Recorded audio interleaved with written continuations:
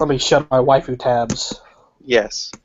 And I brought Einstein back Aw. because she needs to be present for this because this might be the episode of It Came From the Internet where we turn a page and instead of Dylan being the mean, hateful one and I'm the rational one, we might just both end up being mean, hateful people. And with Matt here, it might be even worse. I don't know. So we have to, do something to make the internet happy. Sweet shirt, by the way.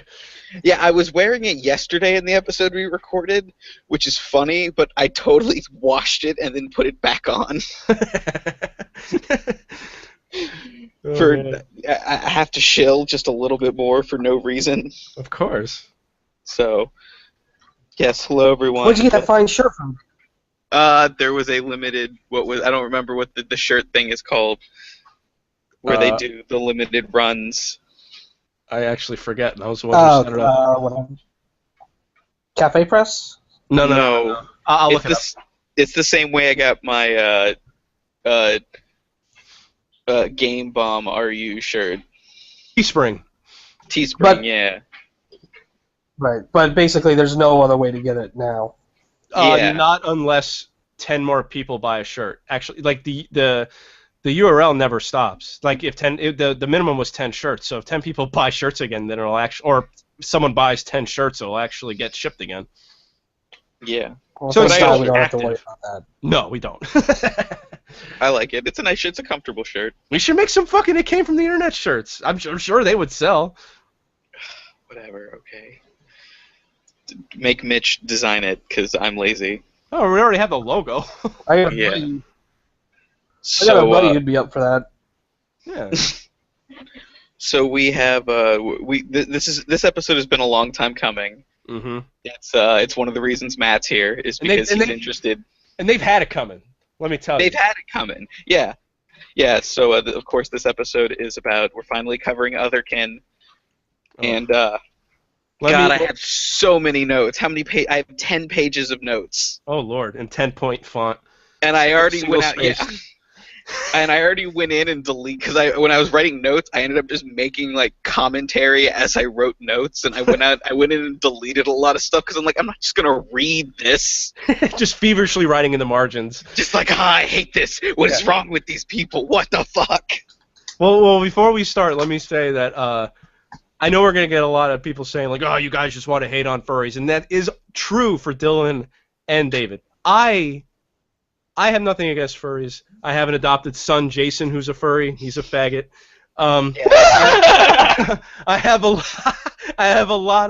We have a lot of subscribers who are furries. I have a lot of furry friends, but I love making fun of you guys because you think you're normal. You are not normal. Yes, that's the thing is, you know what? Being a furry is fine. Yeah. Just don't try to tell me that it's normal and I should accept you. You should, if you're gonna do that, do it, but understand that you're being weird. Like, it's cool to be weird, but like, don't try to tell me you're not being weird. Although one thing I have to say though, before we start, maybe you have these in your notes. The one thing that I actually am like intolerant of, and this is like just me being Matt. This is not a flab slapper thing.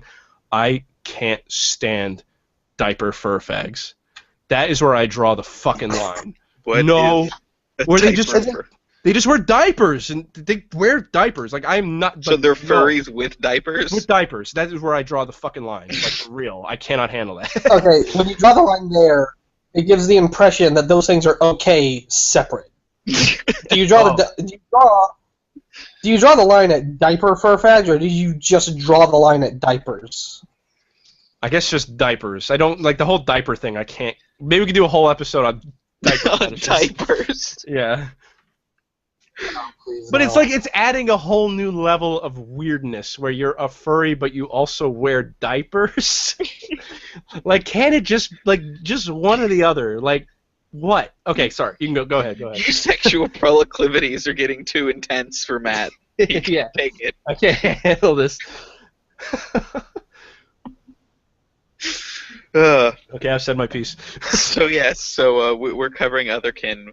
And Otherkin go by many names, but the actual, like, the proper name is Therians. Really? That's what they're supposed to be called, is Therians. Which in my notes, this is one of the comments I didn't delete. It's like, it says, the only other one that matters is Therians, comma, which is the PC term for furfax. That's what I wrote. What is the word mean? So what it means is people who believe that they are, well, not physically, they are emotionally and spiritually a non-human being. On every level but physical. Yes, and then, of course, I have in parentheses here, cue Fridgekin joke from Dylan. Oh, man, I forgot about Fridgekin. Thank you, David. Oh, man. So that explains why I've been so depressed. Because you forgot Fridgekin. I'm going to tell you right now, I got a lot happier when you brought it back up. There isn't any sort of agreed-upon reason for why people all of a sudden flip their shit and think that they are, at the core of their being, actually manufactured boxes meant to keep food cold. But regardless, whether it's emotional trauma or a disillusionment with the real world, or the fact that these people are just crazy, they totally exist. Fridgekin may not actually exist. Mm-hmm. We'll get to that eventually. No, but the fact remains is that there are a shitload of people who out there who identify as animals, or just not, like elves. Demons, that's right. Werewolves. We're going to be talking about that's everything. Do you have that one thing that's like a weird kind of animal with a prehensile clitoris? Maybe, but I don't know if I knew what the term was. I'll look it up. You can continue. My next note states that furries are also totally otherkin.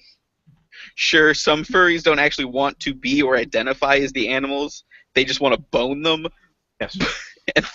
But a furry is a fur fag is a fucking otherkin.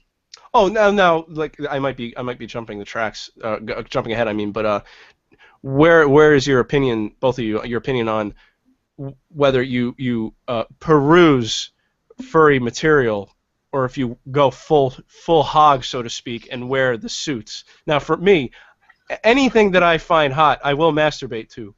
I do not wear a fursuit. So, am I considered a furry?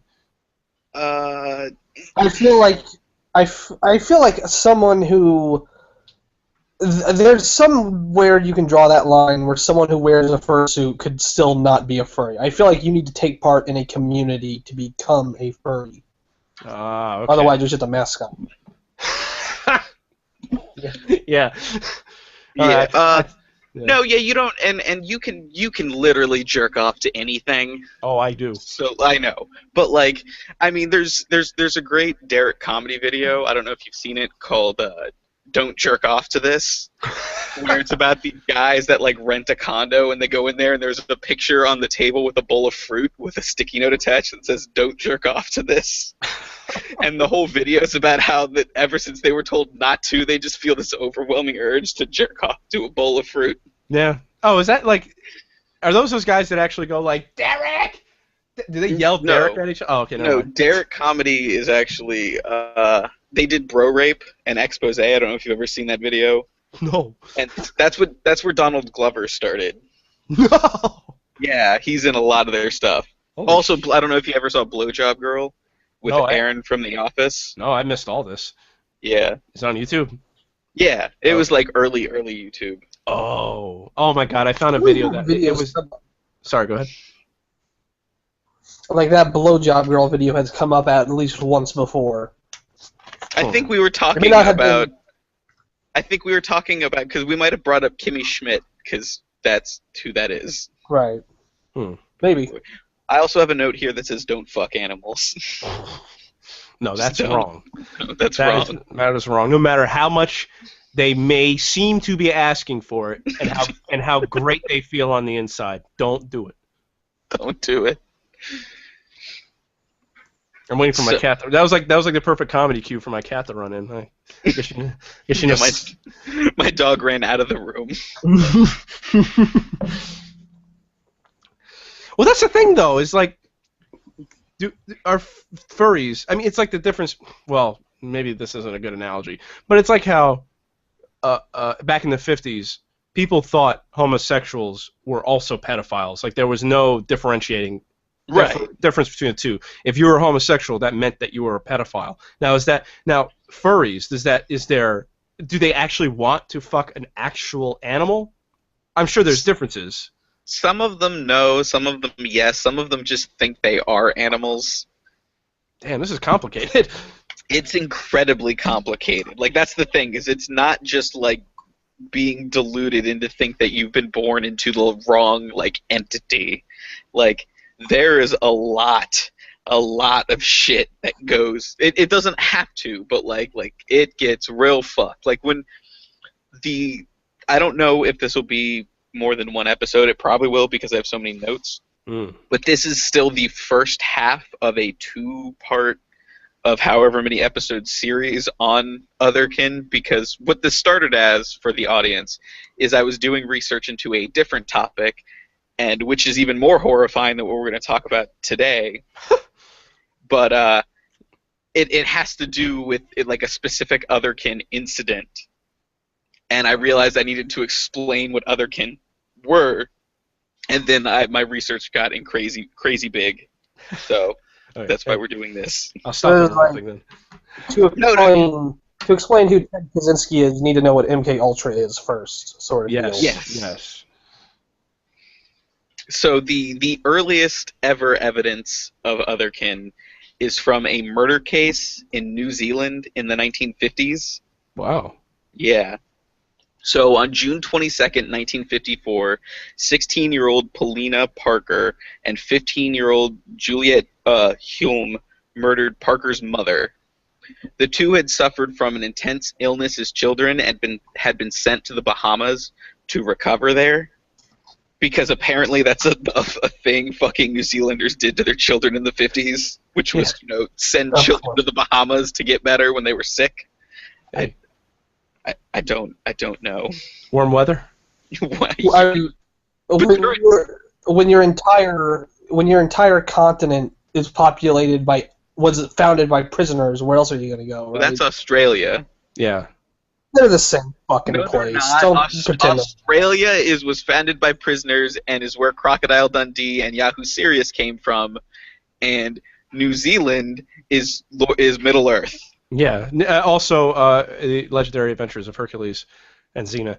And you see, New Zealanders are all crossbred with Kiwis. That's the difference. Yeah. Look, all right. Oregon may not have been founded by the same people, but it's still America. Okay. Yeah, that's true. So it was in the Bahamas that these two girls became friends and started acting out increasingly complex fantasies. So this was okay. So what? Go ahead. The way you worded that made it sound like they murdered her mom together. They did. Oh, wow. Okay, but they didn't become friends until after they were in prison. Why'd they murder her together? No. They were sick and they were sent to the Bahamas to get better because they were not mentally sick, but physically sick. Oh. So they were sent to the Bahamas to get better, and that's where they met. And this was the 50s, and both girls were also suspected of suffering from lesbianism, which was considered a mental disorder. And still should be. Yeah. But you love food porn, Matt. Yeah, that don't mean I'm gay. Just because I like big throbbing cocks on women does not make me gay, David. But isn't that still technically lesbian porn then? Technically. I don't know what it is. I haven't been. We could do a whole episode on fucking Fuda. Maybe. But so it was. No, we tried that. People don't like the webcomic episode. It's not very good. But we didn't do that on. That wasn't what the webcomic episode was about.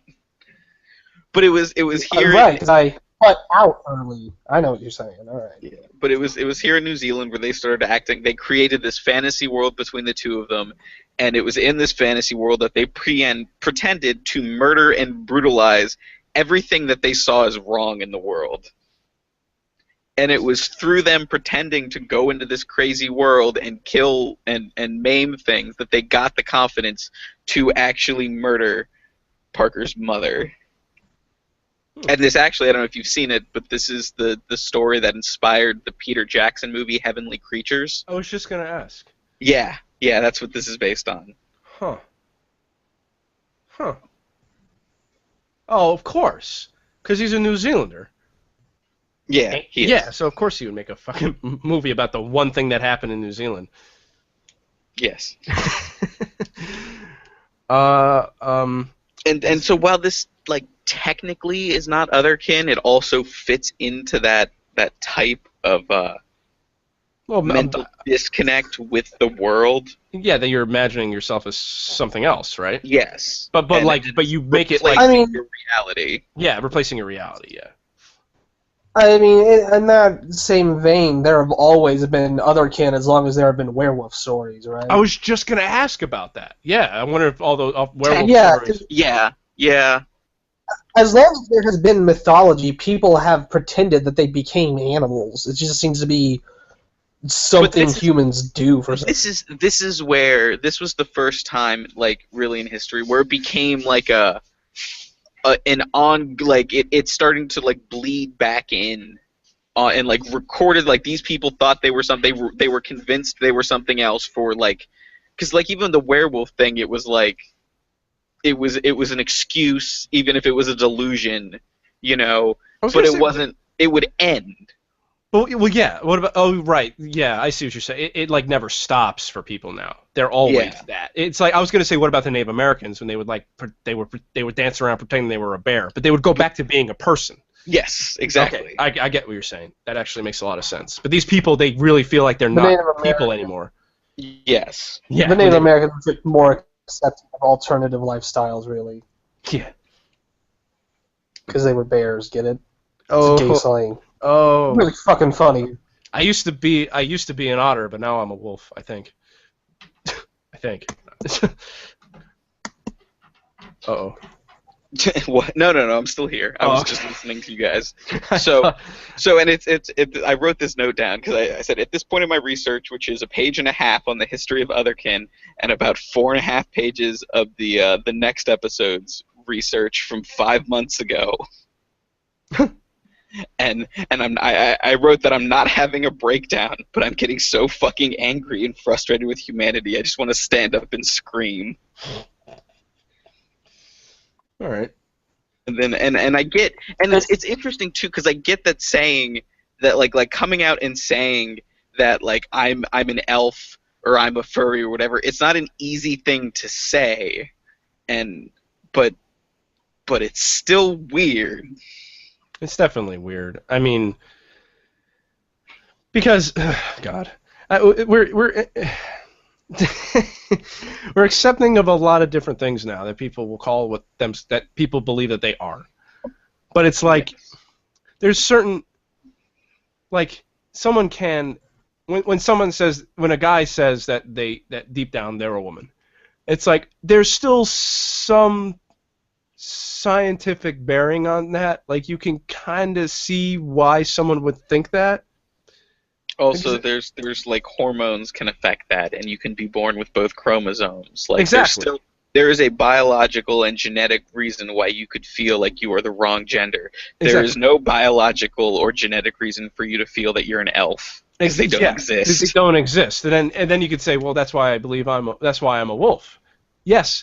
But you can't be a wolf because they're a different species. Yeah, I guess that like maybe because we all came from one thing, man.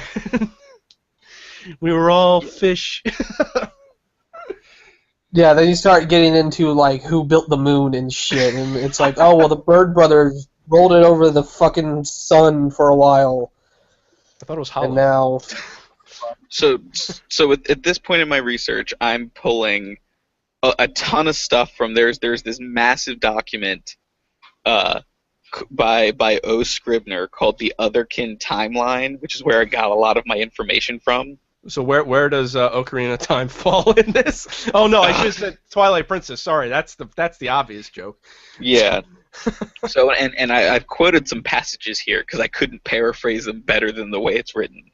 So when we Otherkin or Therians say things like, I'm an elf, we say it in earnest, and we put a lot of thought into how we came to that statement over many years of our lives.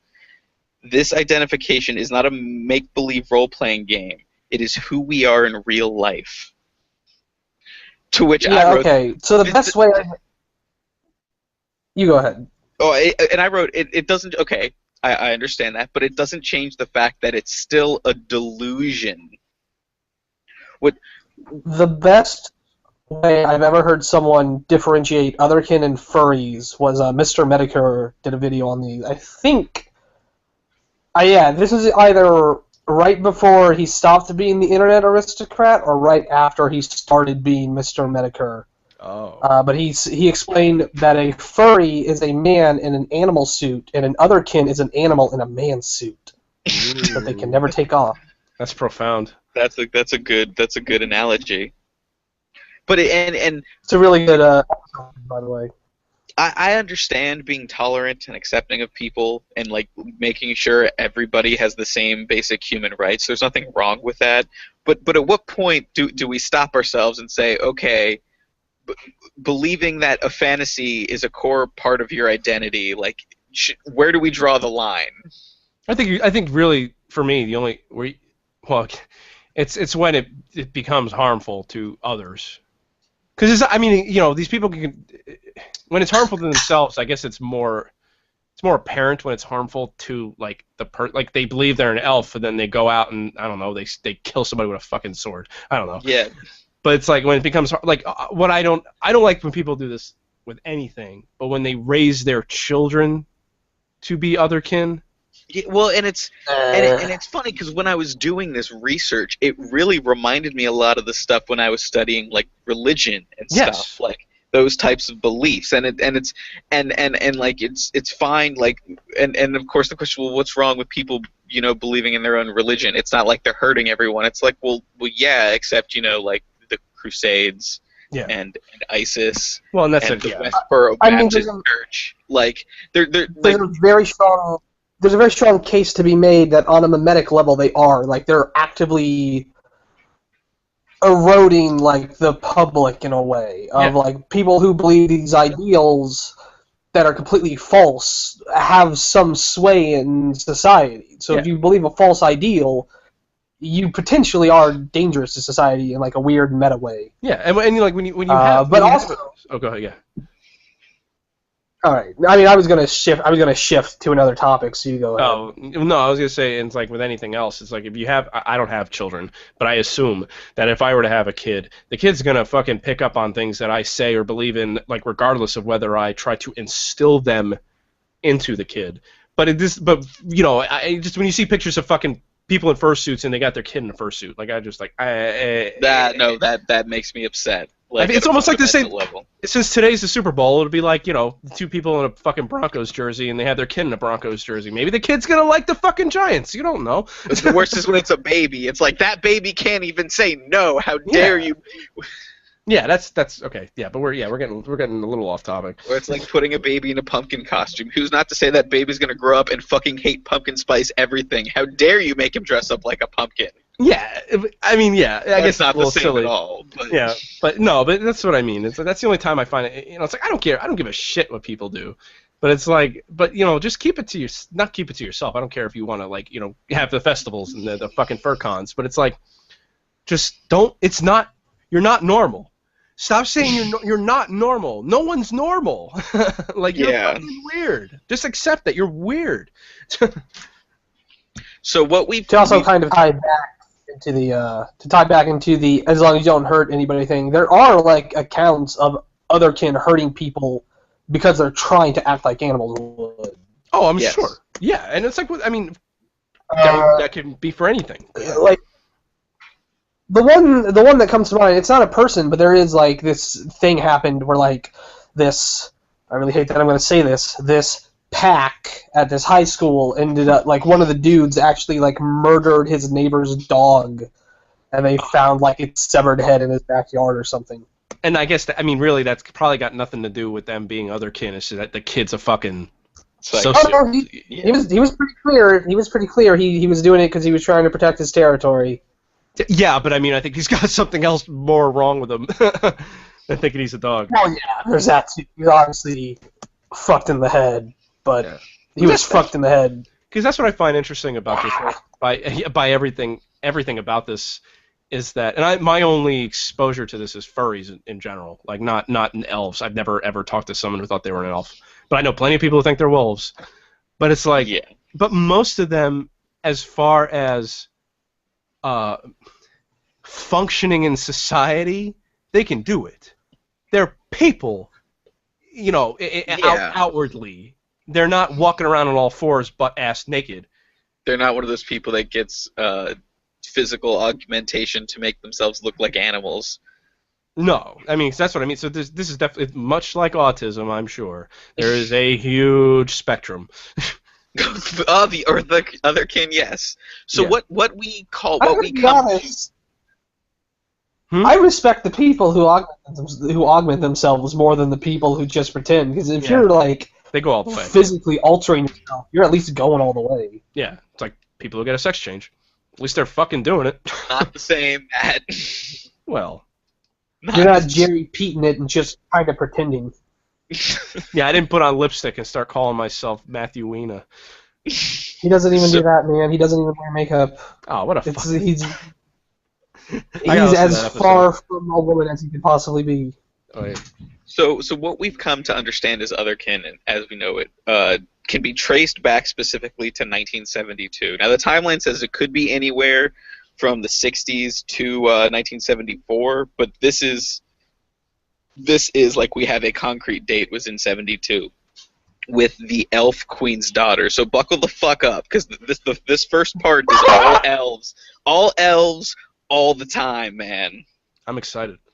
So the Silver Elves were the source, which is another group of elves, because Jesus fucking Christ, there are multiple. Oh my God, we're getting there. So according to the Silver Elves, in about 1972, Arwen and Eleanor, who were and are very adept magicians, were visiting friends in Carbondale, Illinois. They were and are the most adept. I'm still quoting here, Dylan. They were and are the most adept necromancers we've ever encountered, using the Ouija board to channel a spirit and receive answers and guidance from it. Oh. On this occasion, the spirit told them to form the Elf Queen's daughters. To form the Elf Queen's? Yes. What? Yes, to form a group called the Elf Queen's Daughters. Oh, okay. I thought it was like and then they like Voltron, right? Yeah. Oh no, I thought it was like a fucking golem. No. It was to create this group, and this other group, the Silver Elves, were founded in late 73 or early 74, according to a fucking elven history researcher, because that's a fucking thing we apparently need to exist in the world. Like, there are people who have dedicated portions of their lives to research real elf history. Are we certain that this isn't just a bunch of fucking people who like did drugs and read Lord of the Rings? I don't know, dude. These are like most Otherkin are like crazy hippies. It's so weird. So furries really are the most normal of the entire thing, huh? I never thought I'd say that. Maybe we'll get there. So here's another excerpt. So from the Silver Elves again. We've known many people in the magical / pagan / witchcraft circles, if that gives you any indication of the type of people we're talking about. Oh boy. The Elf Queen's daughters were the most powerful and adept we've ever met. They were and are experts at tarot, astrology, necromancy, and other forms of magic spelled with a K. Oh, now you know they're fucking serious. They're serious. They're for serious. Is it? Do they replace the C, or is it a C and a K? It's a C and a K. Yeah, no, it's not Marvel. They're not fucking around. It's not the Marvel character. So this is before Final Fantasy. Yeah. So this was like, oh gee, shit. All right. Yeah, they are I Ching masters. I don't even know what that is. They are powerful enchanters. That is, they are incredibly charismatic. And they have a way of making one feel at home among them. Part of the family, empowered as an individual and confident in one's elf, which is spelled Ones, ONES apostrophe elf. Many people one meets in pagan circles are nice people. Some make up impressive titles for themselves, but are not in the least impressive. Some are simply there for the party. None of those describe the sisters of the elf queen's daughters, who influence people by their mere presence and make you feel, if you had any doubts at all, that magic is real and you just walked into it. See, I love how it's like, I can believe that these people were just that. I mean, the only thing I believe is that they were charismatic. But like they say they're fucking necromancers. Like, really? Like, you saw that shit then? Like, come on. Well, that's like when they say necromancy too, they're talking about like talking to spirits. It's not necessarily raising the dead. It's not raising the. Yeah, see, I'm not really from. I haven't listened to enough last podcast on the left. You know what? That's bullshit. All right, if you. Oh, dude. If Hasbro produces it, it's not magic. All right. I know. But Matt, speaking of last podcast on the left, quick side note, they do have an episode on necromancy, but it's super fucking rough. I don't know if you'll be able to finish it if you've had to ever stop an episode, because the other half is about necrophilia. And no, I didn't listen to that one. Oh God, is it disturbing? Yeah, but that one, the only one I'm never going to listen to is the government pedophilia ring. The Franklin cover. That's the one I had to stop. Yeah, I'm not listening to that. I know it actually happened, so I can't fucking listen to that. Yeah. The necrophilia episode I was fine with. I think it gets overrated. Like, they're already dead. Yeah, the Franklin cover up and the Toy Box Killer are the only ones I've had to stop. It's like just recently somebody the Smithsonian worker fucked a 2,500-year-old mummy.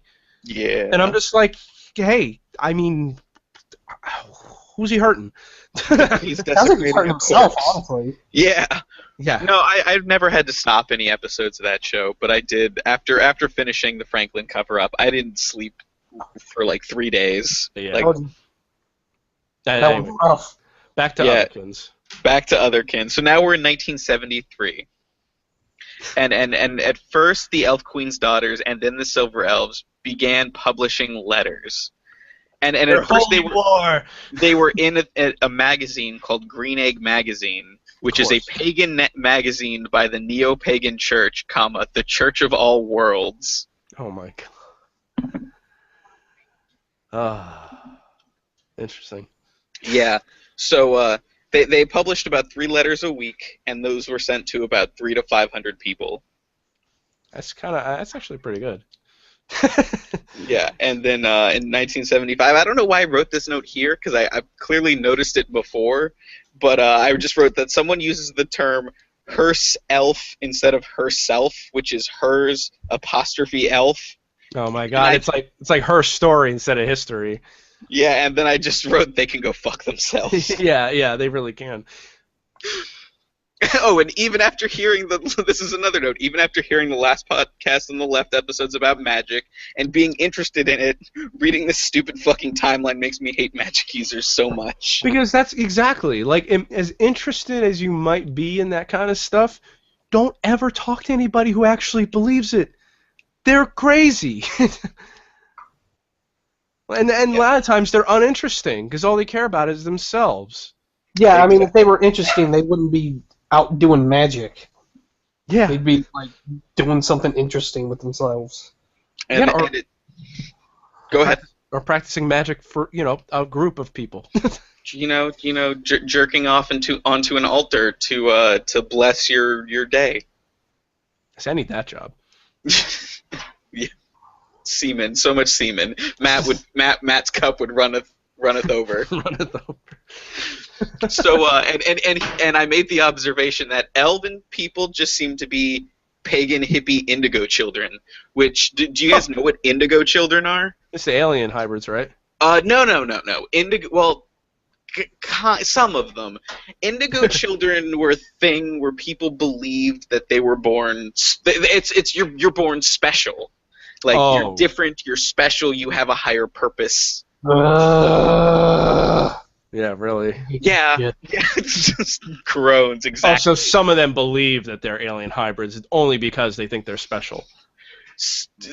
Yeah, it's perfect, because in 1977 we have our appearance of our first non-elf Otherkin. They're called Wanderers. Oh. And this is an excerpt pulled from A Wanderer's Handbook, which was written in 2001, but is about this event takes place in 77. And it says, "Am I a wanderer? Yes. And I mean that in a narrow sense of being from elsewhere other than this planetary origin. Through regressive hypnosis, I re-examined parts of a life on another planet, and even saw a group of us coming to Earth as wanderers. This regressive material was published in 1976 in the Chapter 8 of Secrets of the UFO. Through the decades since 1962, when I initially became aware of ET contact personally, I thought much about what a wanderer really is." Speaking of alien hybrids, like... Yeah. Huh. So basically the man who fell to Earth? Yeah, basically the man who fell to Earth. Oh, I'm sad now. Oh, he's fine. He's dead, but he's fine. He's very much not fine. Oh, poor David Bowie. So from here we jump to 1986, because nothing interesting happened. The Silver Elves and the Elf Queen's daughters just published lots of letters. Magazines arose and folded. But in 1986, the Third Road, a San Francisco-based school for pagan religion and center for personal transformation, is established. Whoa. Wait a minute. You're telling me that was in San Francisco? Come on. I don't believe that for a fucking second. You know what the best part of this was? Is I'm doing this research and I was like, wait, what the fuck? And like this place still exists, and I just like when I was Googling it, there are so many fucking pagan and magic schools in San Francisco, like more than a dozen, like a lot. I mean, this might just be our East Coast sensibilities, but San Francisco is like hell on earth. Yeah, no, and I texted Antista too, and I'm like, did you know there's like 40 fucking pagan schools in your city? He's probably fucking a member in one of them. No, no one's that crazy. Well, except for some people. Yeah. No one that we've ever respected and admired, regardless of how you feel about them now, is ever been that crazy. We would know that. Yeah, God, yeah. All right. So we started off with, well, I guess technically we started off with werewolves, and then we went to elves. No, we started with monsters, and then we went to elves. Mm. Oh yeah, and while this pagan church isn't necessarily relevant, it is run by an Otherkin, and it opened my eyes to all the weird pagan schools and centers of worship in that area. Like I said, Jesus fucking Christ, so many. It's like when you Google, like you're like, I kind of want to go to Starbucks. Where's a Starbucks? And you're like, oh my God, there's like 30 Starbucks around me. Why are there so many Starbucks everywhere? Yeah. It's like looking your address up on the pedophile registry. Yeah. I only have one pedophile in a 10-mile radius. It's kind of nice. And it was you. Fuck, beat me to it. All right. Okay. Well, I don't know if there was actually, speaking of one more sidetrack, there was a news story recently about Tampa, because if you don't know, that's where I live, where some lady in Ybor City looked up her address on the pedophile registry, and in a 5-mile radius, there were literally like 800 pedophiles.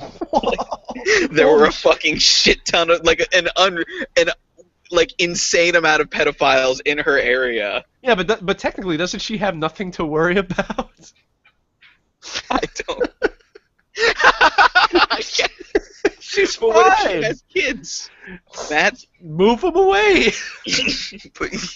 That's exactly why she's upset. You know, she moved down to Florida because she wanted to get some. And they're all pedophiles. So she started dressing like a child to trick them. And anyway. So now we jump to 1990 because nothing of note happens. Wow. Except that there are a bunch of peace-loving hippies promoting love and tolerance, and who gives a shit? Those bastards. Those bastards. And I've written here, now that we've reached the 90s, the birth of modern culture, the internet is finally established, and news groups and listservs for elfkins. Thanks a lot, University of Kentucky student. That's apparently they started the first Elfkin news group and online group was started by a University of Kentucky student. That is interesting, though. So it was really according to your research, it really just was elves for that long? Yeah. Well, I mean, we saw in the late 80s, we saw aliens too. Oh, right. Okay, so elves and aliens, but no demons yet or angels. No, none of that yet. And vampires probably fall into this too, right? Yes. Okay, but yeah. I'm laughing at a note I just read that we'll get there. We'll get there. Okay. So now we're in March 26, 1990. The Elfenkind Digest started, and it was a publicly joinable news group. It was through this that the wide variety of Otherkin began to emerge in the public eye. And it is on April 18th, 1990, that the Elfkin Digest number 16 first uses the word other kind, and later that year, Otherkin also begins being used. So this is when we first see that term. Okay. And in November 1990, furries establish an online presence. Oh. A news group for fans of the anthropomorphized comic anthology Albedo was established, and that's when people first started coming out as furries. And then my note is just, and then fuck you, Jason. Yes. I have that written down multiple times in my notes, just a note that literally just says fuck you, Jason. Yeah. That's funny. I mean, but at some point you must discuss Disney, right?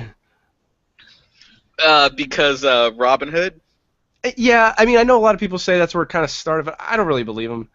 I think that maybe that's when it started becoming, like, anthropomorphized animals became super popular and, like, in your face, and maybe that did awaken some people into being furries, but I don't think it's, like, ground fucking zero. Okay, hold on. I'm looking this up right now. Yeah, no. I get maybe it is. I don't know. No, it's not, because there's been throughout history we've seen. Yeah. I mean, Albedo, the anthropomorphics comic that this news group where furries first emerged started in 1983. Yeah. Which was 10 years after Robin Hood, which was 73. Yeah. But all right. Anthropomorphized animals has been a thing we've seen in art throughout history. Yeah. It was just in the 90s people came out and started talking about how they wanted to fuck them and stuff. Cool. So now in 1992, we're seeing the rise of otherkin. We see the Feyborn, which are a person that is transmigrated soul of a non-human being from this world and or other worlds that is of possible mythical/mystical origins, currently living in a human form.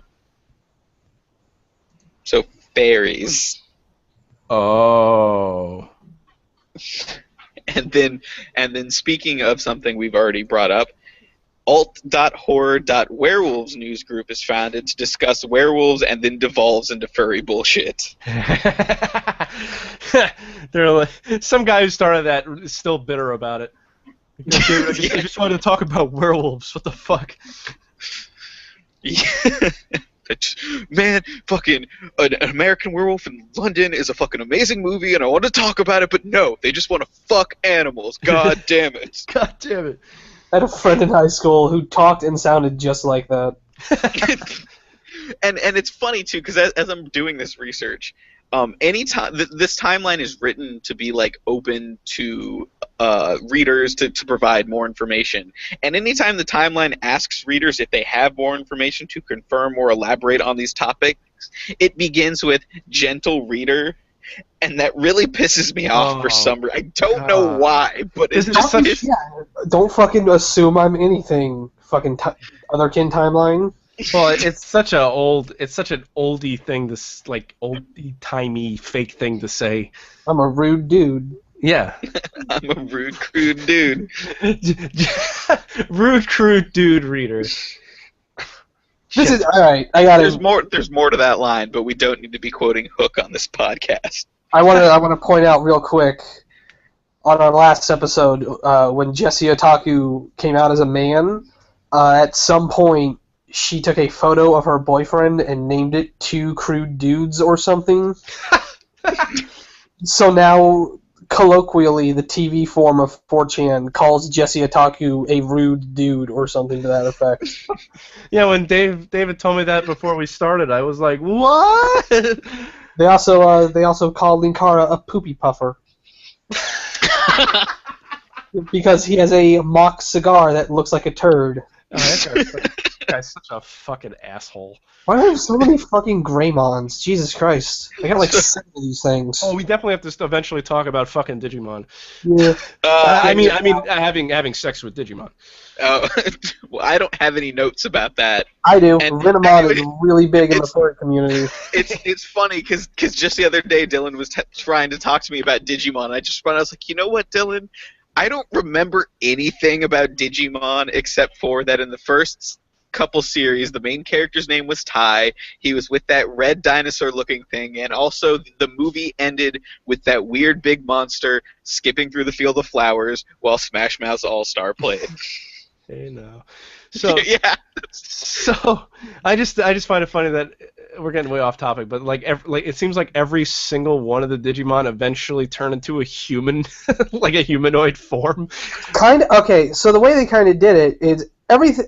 Dragon Ball kind of ruined anime with Frieza because they changed it so instead of the villain getting bigger, they get bigger and then they get way smaller. Yeah. And now every anime villain will get super huge and then get really compact. That's not even their final form, Dylan. Yeah. And it was actually kind of cool. One of the movies was about this island of Digimon who like were at war between like Digimon who were like beast and Digimon who were like people. Really? Yeah, but it doesn't really work because most Digimon when you digivolve, you shift between forms so often. Yeah. And the villain was like playing both sides, and it would just digivolve to be when he went to the other side, and no one knew. Politicized Digimon. Yeah. Okay, so back on topic. Yeah. We go to 1993, where the werewolf thing happens again, but with dragons. and I wrote, my rage only grows more intense. Yeah. I don't know how I feel about scalies. They're not called scalies. No, they are. Yeah, they are. I've seen another term. Oh, what's the other term? I don't know. I didn't write it down. Draggies? Draggies. I mean, because I not that I actually believe this, but I was like, oh, it'd be kind of fun to have a fucking fursona or whatever, but I don't want to be a fucking wolf. Everybody's a fucking wolf. And I was like, wait, I should be an asshole and be some kind of lizard, because, like, nobody is a lizard. And then I looked it up and, like, no, there's a lot of lizards. Well, no. Your fursona should be a lizard people, not a dragon, but a lizard person, like a Jesse Ventura lizard person. Yeah, I was going to say Obama. My fursona is Obama. Yeah. Obama with the reptile. You've seen those photoshops where he's got the reptile eyes? Yeah. Now, if you want to be a unique otherkin, you have to become like a deity or a fictional thing. We'll get there. Or a refrigerator, yeah. So this should make you happy. In 1995, a con artist visits the werewolf board and claimed to have the secret to physically shape-shifting. A dozen or two furries were suckered in. Of course. And while I wouldn't usually highlight a minor event like this, I wanted to point it out how it's just circumstantial, but it supports my theory about them being incredibly delusional because they got sucked in by an obvious con man. Yeah, I mean that's like every episode of Bullshit, where it's like if there's a con man if somebody can take advantage of somebody, it'll happen. Like it's just going to happen. Like with like fucking. I'm not sure if this is still true, but like I think my aunt was doing like Reiki, whatever the fuck it's called, where you like heal animals with fucking crystals. Reiki, it's I know people that do it. It's bullshit. Yeah, of course it's bullshit. I think it's dumb. Yeah.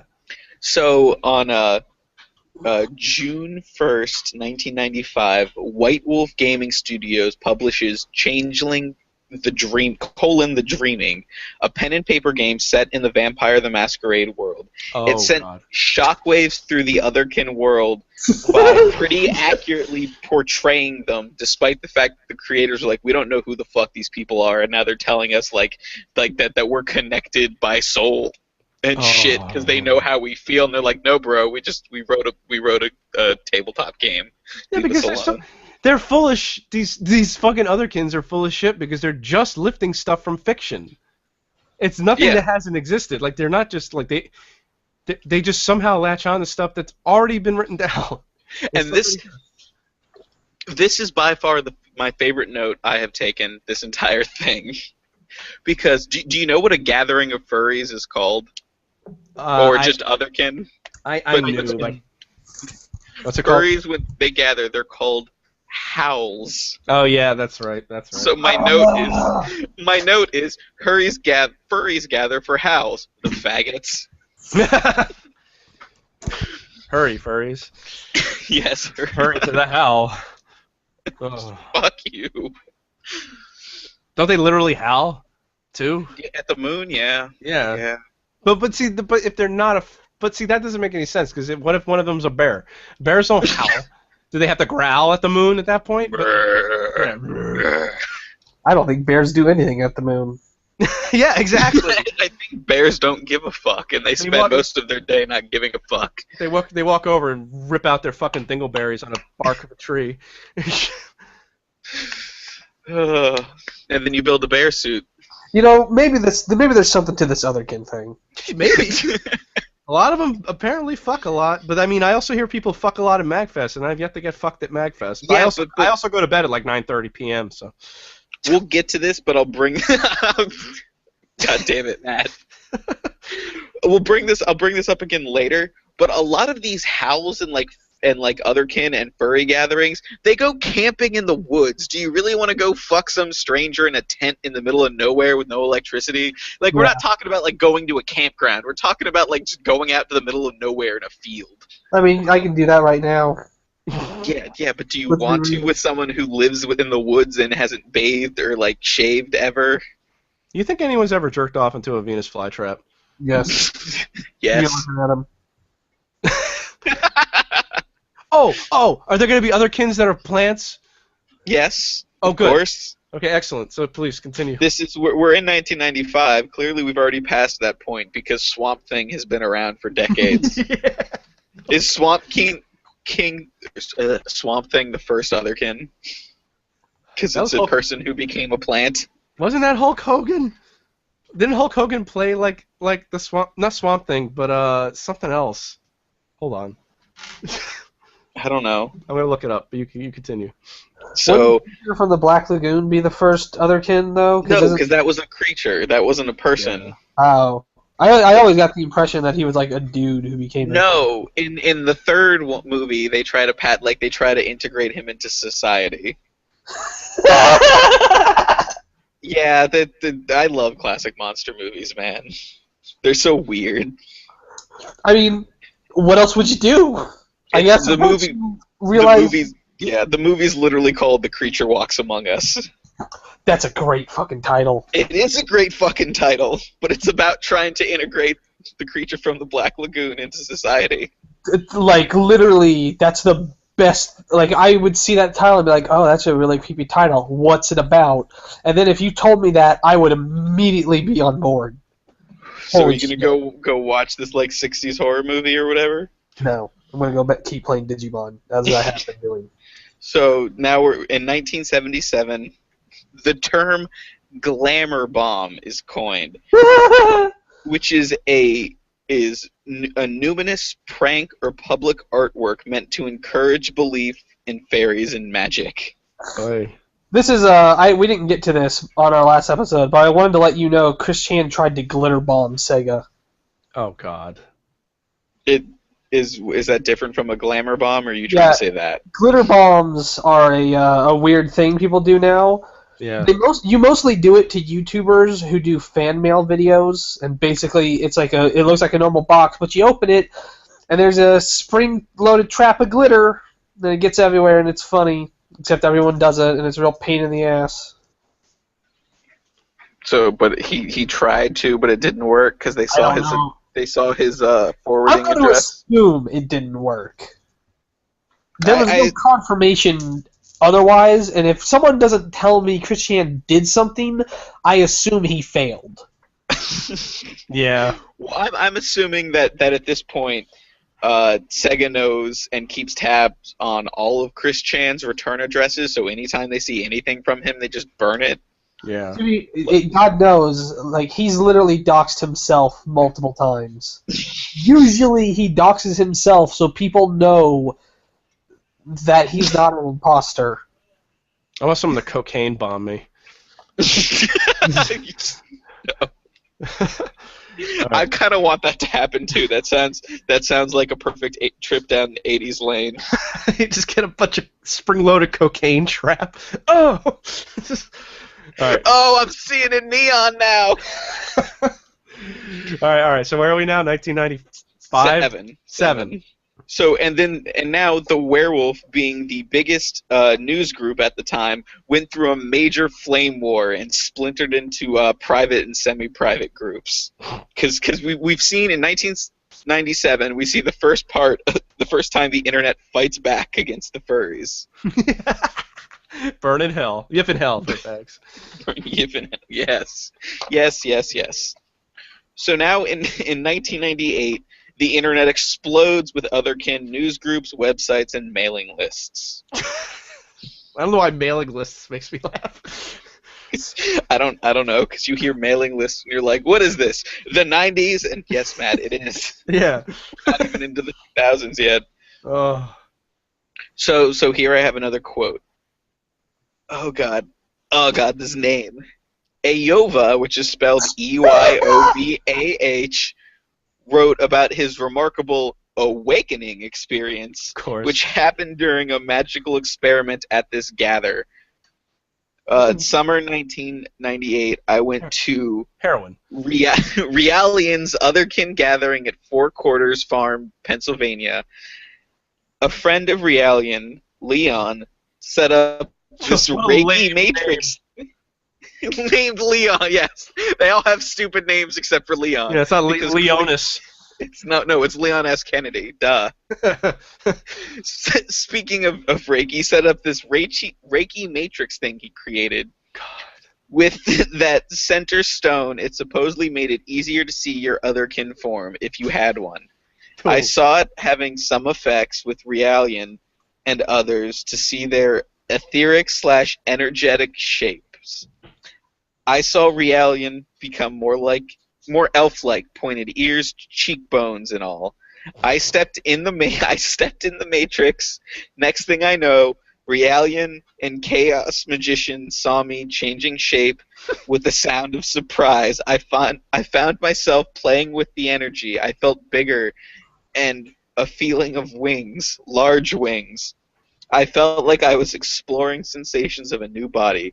Realian and Chaos Magician told me they saw me as some kind of dragon shape. And I wrote, where do they get their drugs? I want some. Yeah. Huh. Meanwhile, they're listening to, like, Nirvana. This is happening in, like, some dude's living room, right? No, this is in a farm in Pennsylvania. Okay, like, a dragon shape in an enclosed area, it's just a mound of shit, isn't it? Because it's all, like, contracted inwards. Like, well, you're thinking of, like, a giant dragon. Think of, like, small dragons. Like fucking Spyrokin? Is that what you're telling me? Like Spyro the Dragon, or Spike from My Little Pony. Yeah. Like little dragons. So, gay boys. Gay boys, exactly. So, and also, furry fans created a group called Burned Fur, which ranted against spirituality and sexuality in the furry fandom. Oh, I don't entirely understand how furry fans could rant against this, as if you take out the spirituality and sexuality, you're just left with Robin Hood. And yeah, they're like animals as an art style instead of anything else. Like what is it? They're like Puritans, I guess. They still, it's like they're still religious.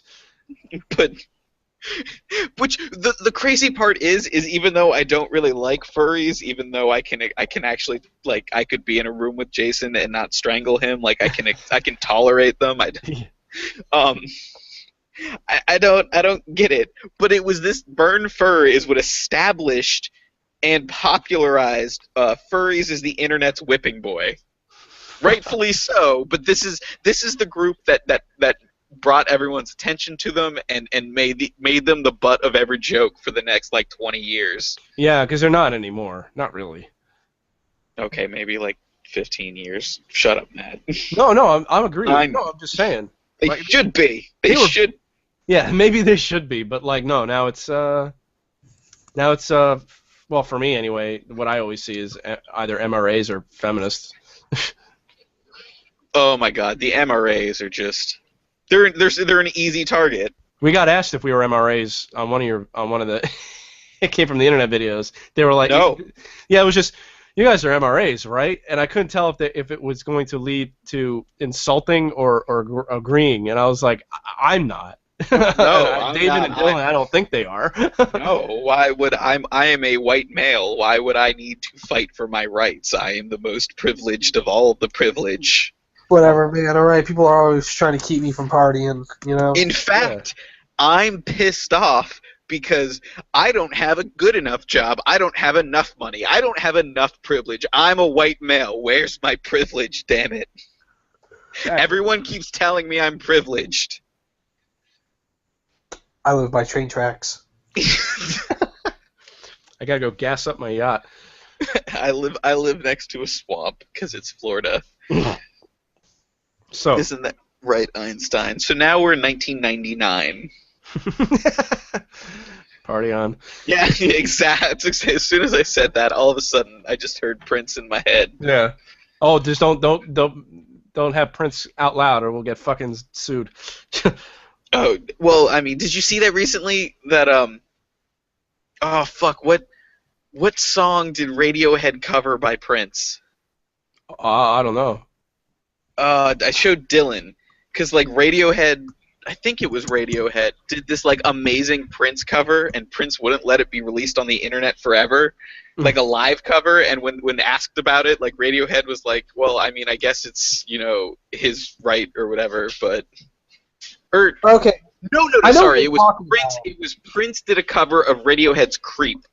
Yeah. And Prince was copyright blocking it, and Radiohead, like, someone asked them, and Radiohead was like, no, like they should. It's okay with us. They should release that. That would be awesome. So Prince finally let them put it up last year, and it is awesome. It's really good. Well, no, because the story I had heard was Prince, like, Radiohead demanded Prince put, like, stop. Like, it's our song. Put it up. Yeah, stop copyright striking this because it's our song. Oh. Prince still alive? Yes. Yeah. Don't hear much about him. He's not he keeps it that way. I only hear about him in the context of JoJo stands. Yes. He guest starred on New Girl a few seasons ago, back when I was still watching that show. Weird. That show sucks. So 1999. Kinships magazine ran from 1999 to 2002 as a print magazine by and for Otherkin. Apparently, it was even carried in Barnes & Noble, which firmly cements their slow, agonizing death far sooner than I ever thought. R.I.P. Barnes & Noble. But at this point, they're still around, though. I know. Yeah, they're still around, but I can already say R.I.P. Barnes & Noble, because, I mean, come on. That's a long-ass death spiral. That's a 20-year death spiral. But at this point, is it still... Is the magazine... It's called Otherkin, but is it still... It's Kinships. But is it still, like, elves and stuff? Yeah, it was all about all Otherkin. That's why it's called Kinships, because it's about... Oh, so some of them like each other. It's not, like, infighting? No, there's not. I mean, there's infight. Any time you have groups of people, there's infighting. But it's not like all of the elves hate the dragons, hate the furries. That's not interesting. That's not interesting at all.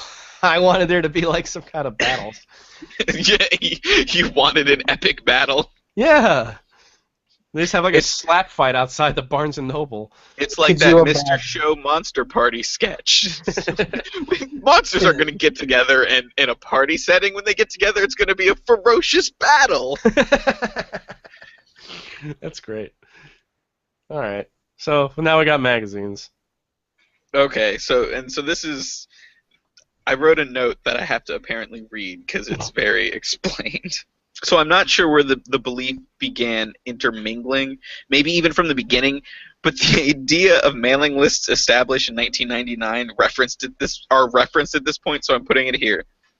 There is this idea that some Otherkin believe where not only are they dragons or foxes or elves or whatever bullshit you want, but that you have the memories and experiences of these creatures because you were them in a past life. Oh no! Now we're getting into but dragons were never real. Now taking into the idea of a past life as truth for a moment, it's still fucking baffling to me how you can be a dragon in a past life when dragons are fucking fictional creatures that do not exist. That's not true. I saw a special on the Discovery Channel about how dragons are real. Shut up. Tom. Really? Yeah. Was this before and after the Ghost special that they probably had? It was probably well after it. This was I was like 10 years old because my grandma was still around and I watched it with her. Yeah, but aren't you like only 20? Yeah, about. Yeah. But this is where a major part of the Final Fantasy VII House, which is our next topic. This is a core belief from that story, and will become one of the bigger aspects of that show. Oh man! And it's here where the delusion of self-identity is interfering with reality itself. Yeah. Whether this is a serious disconnect from reality that a medical professional should be assisting with, or just a crazy-ass drug trip, I'm not sure. But again, if it's the latter, I want to know what was done and where I can get it. I would love to trip balls and become a dragon. I mean, see, David, the problem is it doesn't matter what drugs you take because you still have rationality on your side. You're know. It's like the Vision quests when they would like figure out what their spirit animal was. It still wasn't. They were still people. Yeah, but I want to. But I want to come back, Matt. I don't want to change my identity. I want to have that drug trip, but as a rational human being, come back and be like, huh. That was neat. No, but that's what I mean. That's still like the main difference. Is that I don't believe that I don't think that Native Americans, when they would do that kind of stuff, they would take on the spirit, but they wouldn't become a fucking bear. The bear would be a part of them or whatever. I don't know. These people are weird. Everyone's weird. This is unrelated, but did you ever see the movie Brother Bear? No. That's a movie.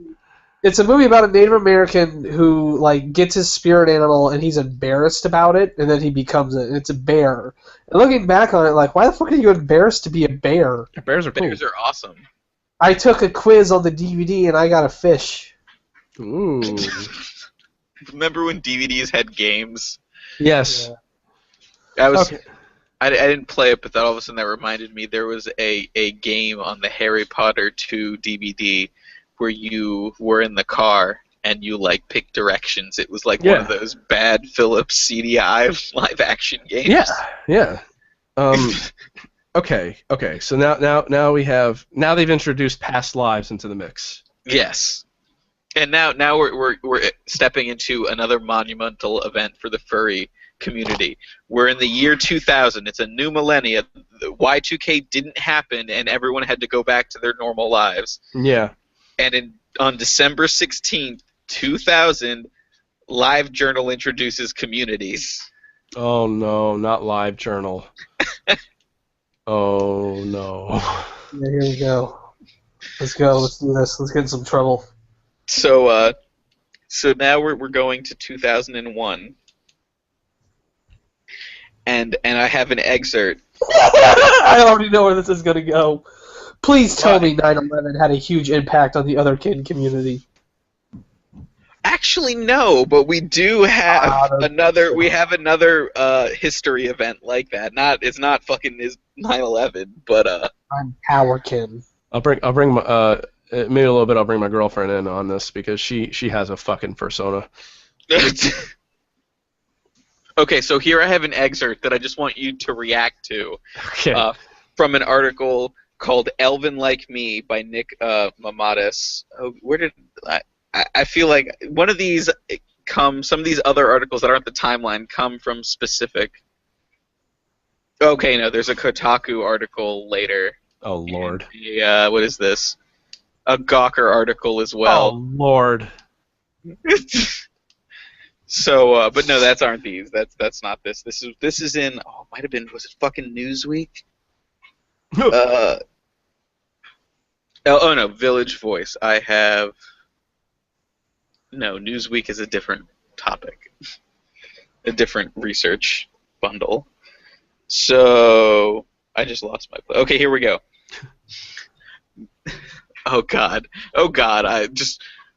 Magpie Hraffin's daughter, a young woman from Chicago, has extra ribs right where wings would be, and sometimes she can feel those phantom wings ache. Something else is missing. Magpie has always believed she has a secret twin. I could feel her, she says. At age 5, I angrily asked my mother where she was, demanding to see my twin sister. In college, she discovered the internet and found a community of people who had the same dreams of past lives in a magical realm populated by elves, pixies, and other mythological creatures. Magpie and her friends don't have all the answers, but they know one thing. They're not human. They're otherkins, and they're trying to get back home. Okay.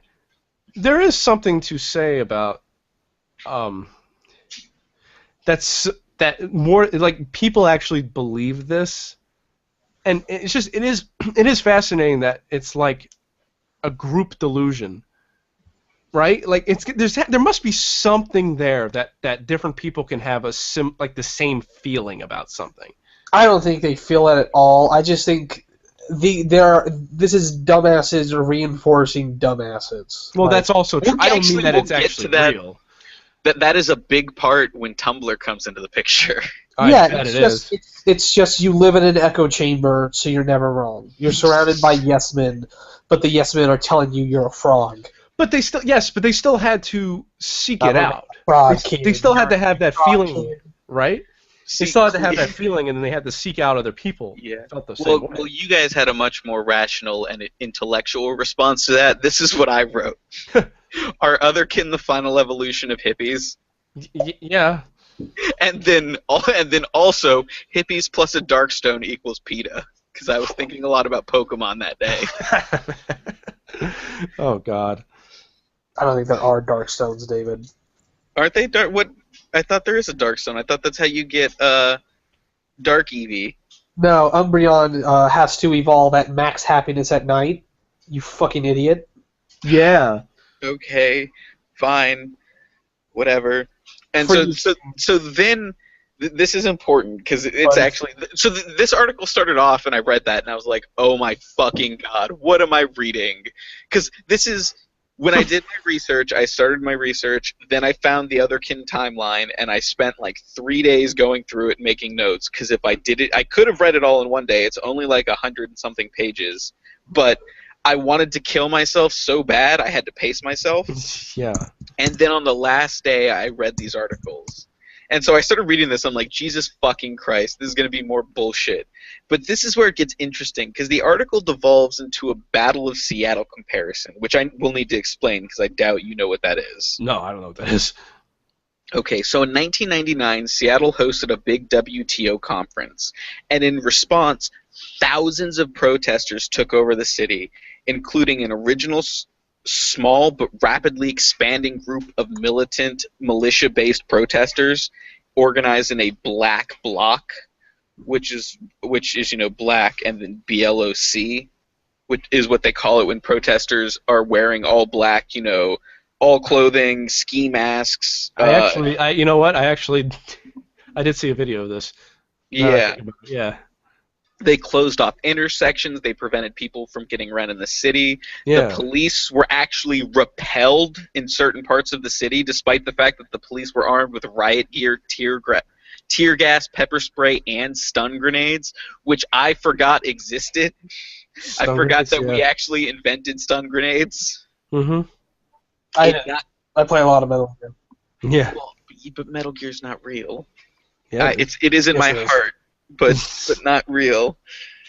Is that no? Okay, everything that's in a Metal Gear game was at least attempted. Very little of it is completely fictional. Can my Otherkin be Gray Fox? Yes. Okay. So, and it got so bad that a state of emergency was declared, and a 50-block no-protest zone was established, and 2 battalions of National Guard troops were called in. Damn. Yeah, and the analogy is important because of this paragraph. The Battle of Seattle also saw rise to prominence of the pagan priestess Starhawk, who set up a double WTO spell complete with a spiral dance around a slowly melting ice sculpture that doubled as an altar. These ethereal machinations, she claimed, defeated the World Trade Organization, and of course, millions of people in the United States are waiting to be called home in a future rapture, where all of the good people will be beamed up to heaven while the wicked suffer in hell on earth. Believers include the man who currently has his finger on the nuclear button, born-again Christian George W. Bush. If he gets evacuated, why not the elves? Oh my. So up until this point, the article seemed like an incredibly sympathetic and understanding of Otherkin, which pissed me off, of course. Yeah. But then all of a sudden the writer comes out with this crazy ass, well, millions of people believe in imaginary gods, so those people aren't crazy, but man, are all they aren't more crazy, but man, are they all fucking crazy together. Yeah. But it's funny because it's written subtly enough Real quick. to be passed off as sympathy. But like reading that paragraph, I was like, oh, this is a fucking hit piece. 2 things. First off, yes. In the game Pokemon XD, you can upgrade an Umbreon with a Moon Shard, but that's because that game does not have a day-night cycle. Otherwise, you cannot evolve an Eevee with into an Umbreon without happiness at night. And that was your Pokemon. Second off, is he like coming in and out for you, Mitch? What? No, he's not. Like, it's David coming out. He's not? No. Alright, that's probably me because I was looking stuff up on Wiki. And I just looked this up, and Darkstone is a Pokemon thing. It's from X and Y. It's the key item in Pokemon White that contains Zekrom after it lost its physical form. So, it is. I knew it was a thing. It's just not. It's not an evolution thing. So then we go to 2002, Gosh.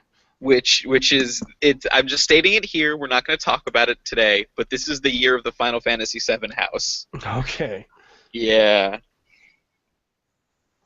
Oh, which I still don't know anything about yet. No, I know. You'll see why. And then also in 2002, an article was written about how some Otherkin don't believe themselves to be physically human despite facts. Like, there's no other way to put that. Like, no. Like, look. Yeah, that's so crazy. Obviously.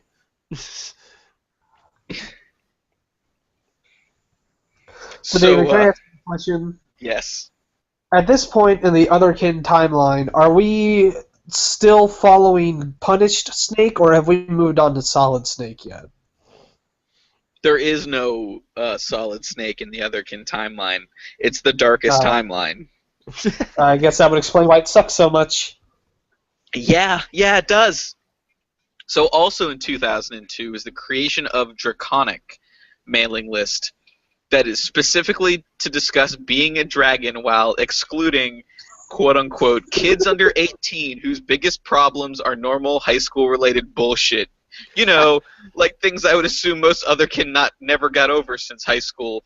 Yeah. Since it's a time when you learn to interact with people in a world in a meaningful way instead of insisting that you're a dragon who has magical powers.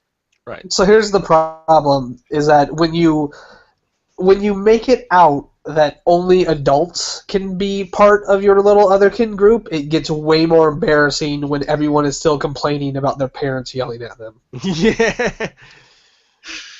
Yeah. My dad doesn't understand that I need to sit on his Rolex or else I can't be a dragon. Yeah. What? I have to guard my treasure. Yeah, every time I bury his Rolex, he gets mad at me. It's because you're not a dog, Matt. You're a person. On every level but physical, David. Stop burying shit in the backyard. Except you can bury your actual shit in the backyard. Don't leave that above ground. That's a stop showing my dominance, David. If I bury my shit, how will other dogs know that's my yard, David?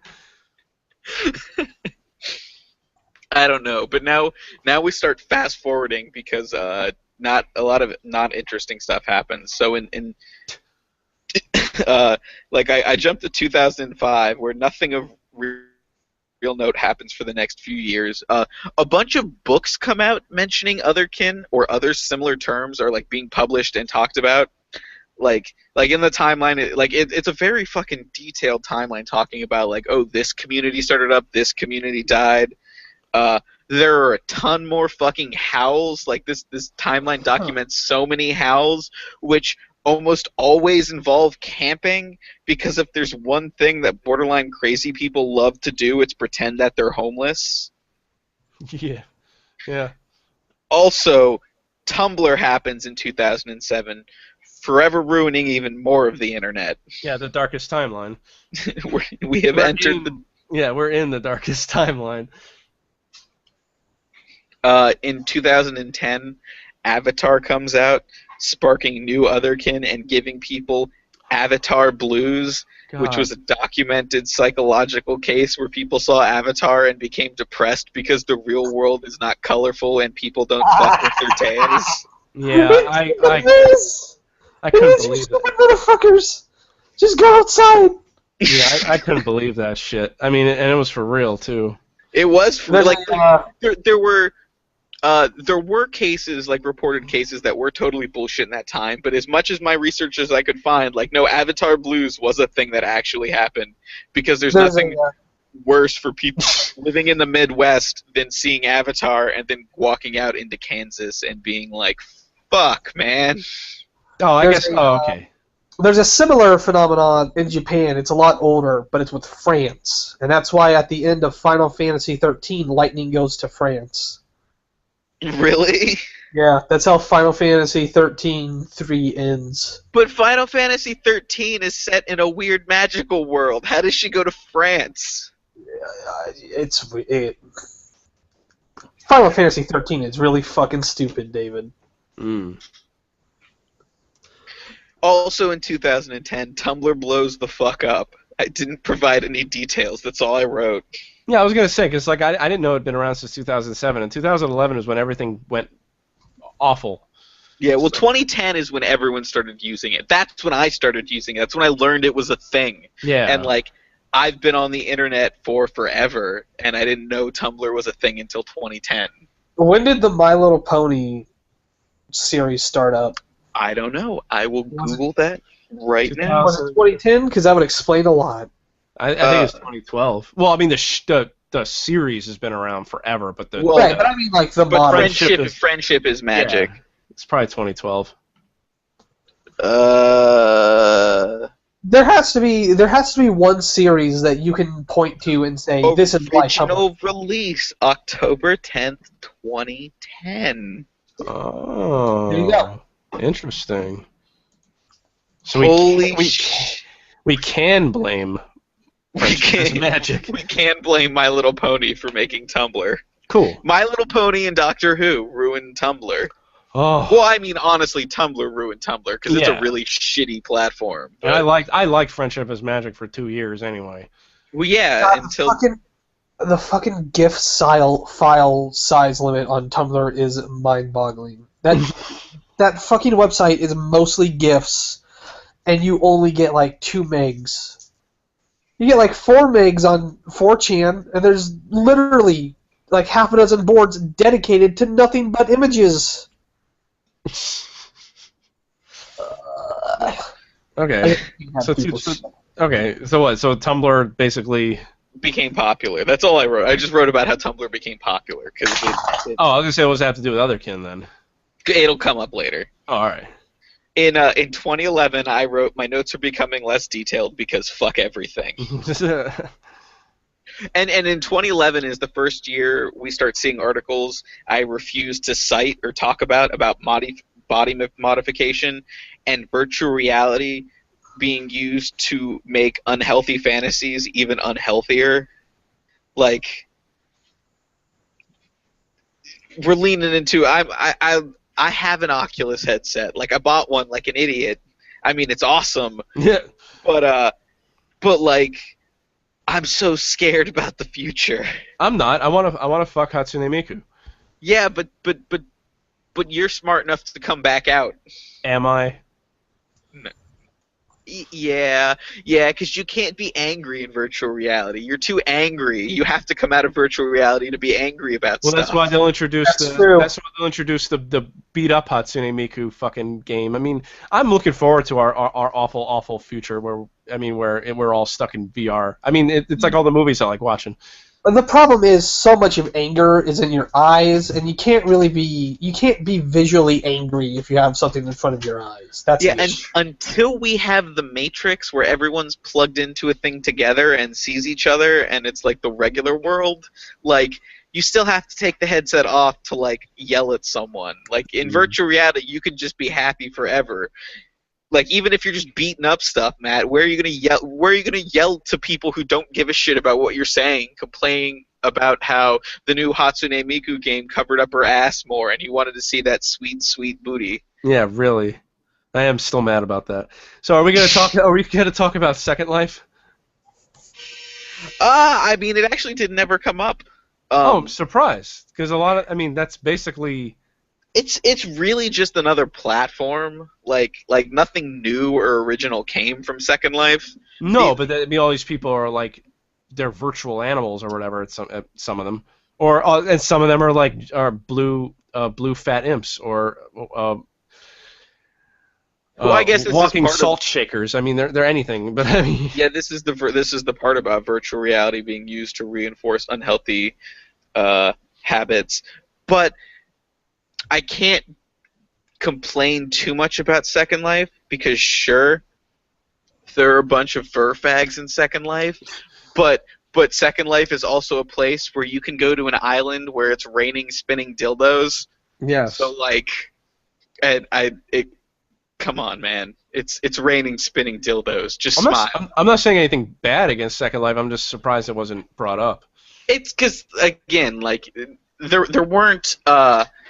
There were actually worse stories about Second Life just because it was through that medium that some people discovered that Otherkin and furries were a thing for the first time. Oh. But in the grand scheme of things, it wasn't incredibly significant. It's kind of like how another big event like that recently was, remember when there was that hysterical gas leak at the furry convention that everyone was laughing about on Facebook before I quit Facebook, and then Jason came onto the thread and was like, hey guys, come on, I had friends who were there, and then everyone just laughed more, but at him. Yeah. Yeah, and then there's that hilarious clip of the lady on, like, Good Morning America or whatever fucking news show it was. We were like, at the furry convention, she's like, wait, what's a furry? And then, like, the guy leans to her and whispers what it is in her ear, and she gets this crazy look on her face and runs away. Yeah, because she's laughing her ass off. This is unrelated, but did you see that Ben Carson basically had, like... Yes! Like a car pile up on the GOP debate? Yes. Oh my god. Send that link to Matt because he needs to see that. It's not relevant at all, but yes, Dylan sent me a link this morning to a YouTube video about how Ben Carson's he fucks up his entrance to the latest debate in the most hilarious way possible. Okay. I don't think I have. Well, no, because it shows a. All right, never mind. I can find it. Let's get back on track. I just want to say one more thing. I still watch SNL, and I'm sorry. No, it's been pretty good lately. I'm spacing on his name, but the one guy who does the Ben Carson impression, it's hilarious how fucking spot on his Ben. Like you watch his parody of Ben Carson, you're like, no way, that can't fucking be real. And then you watch Ben Carson, and he is a living cartoon character. Jesus. Our United States politics people, but Tish. So now we're in 2012. Oh. And we're going into another article because the Otherkin timeline's basically dead at this point. It's not interesting anymore. Called "From Otherkin to Trans Ethnicity: Your Field Guide to the Weird World of Tumblr Identity Politics" by Max Reed on fucking Gawker. No, not Gawker. I know. I still hope that Hulk Hogan takes them down. Yeah, I don't know if he can, but me too. Mm. So all of these articles, and this one does as well, open with a description of an Otherkin. Like, it goes into detail about, like it's setting, it's a fucking journalism article. You know how they set the stage. But this particular Otherkin was a Deku scrub and a dark elf in a previous life, as well as being trans-ethnic. And in parentheses, he's Japanese. That's his trans ethnicity. Of course. But he's what? White? He's white. He's a white guy. Of course. He's He's an otaku. He's a weeaboo. Yeah. Also, he's androgynous. Oh my god. So basically, this guy was ground zero for the fucking for Tumblr. Yeah. I remember when the transsexual stuff first started to become trendy, and people on 4chan would call themselves trans nigger as a joke. Yeah. And now it's a real thing. It's a real thing, yeah. Oh, it's beautiful. You've already shown me the XCOM Avengers video, Dylan. It just made me really, really, really want to play XCOM. Yeah. So then this article starts talking about fictives, which are Otherkin who believe themselves as fictional characters. So this is another quotation. Being Otherkin to this group isn't just about resisting technology or being in touch with nature, though these and other fantasy and new age elements still form a large part of Otherkin culture. It's about being marginalized, ignored, laughed at, and oppressed. It's like being transgender. And as this Otherkin group has transformed its language and its focus, so too has its scope widened. Otherkin identities can encompass fictional characters or non-living inanimate objects, or even multiple identities, some fictional, some animal, all of them occupying a single body. Out of this widening comes new words: cis-species, trans-ethnicity, transableism, trans-fat. And then Wait, is that for real? They wrote trans fat. They wrote trans fat. They wrote trans fat. Gawker is such a fuck. I love how after all that Gamergate shit, that fucking Kotaku, I sometimes see people sharing articles with Kotaku just talking about video games again, and I'm like, are you fucking kidding me? They try to bury us. They tried to kill and bury us, and now they're really on board again, guys. They want to talk about video games. Fuck them. But did you see the lady who started the whole "gamers are dead" thing? Quit games journalism because her shitty little site didn't take off. Yeah, fuck all of them. And this is horrible because this is what I lived through. 2012 and the rest of this fucking all that trans. I identify as fucking Goku stuff started, and I hate it. That's the stuff I fucking hate. Furries, you can fuck each other all day. You can have as much sex in your fursuits as you want, but if you identify as a fucking fridge, as Dylan put it, you can go fuck yourself forever. You know what? It's because you opened the podcast being like, I'm okay with furries, and now you joined me in rage. Well, yeah, because all this stuff is fucking horseshit. I can understand. I don't know why it doesn't bother me. I guess because it's been around longer. Maybe 10 years from now, I'll know more people who identify as fridges, and I'll be like, all right, fine, whatever, you can do what you want. But my problem has always been with anybody is if you're aggressively retarded about it to me, then you can fuck yourself. If you want to think that you're a wolf, that's fine, but do not come at me and say you have to call me fucking Bow Wow, Wolfkin. No, fuck you. Your name's Jeff. Fuck you. All right.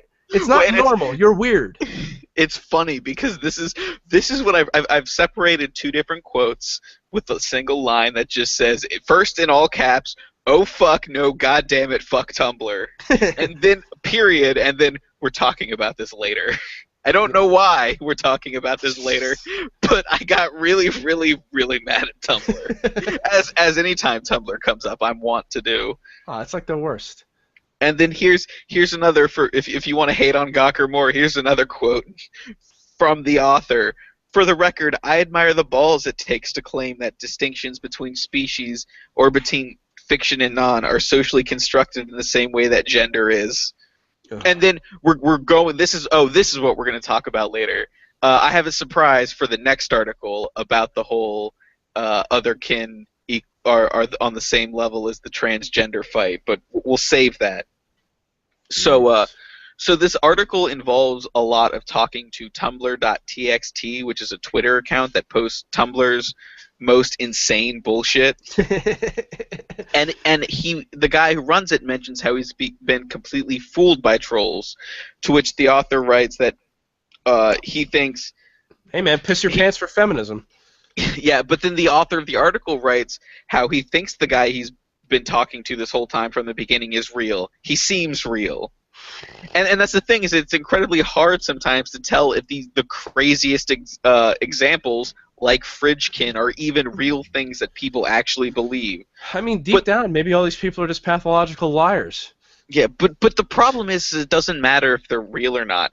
Just having someone pretend can and does give other weirdos the courage to either explore their own weirdness or allow their discomfort to imprint on these bullshit ideas. Like, I'm an introvert. Like, I understand what that fucking means. Like, it doesn't mean I don't ever want to talk to people. It just means, like, I don't like big social settings. I like hanging out with small numbers of people. I prefer, like, staying in over going out. It's not a big deal. It doesn't, like, bother me or impact my life in a negative way. Yeah.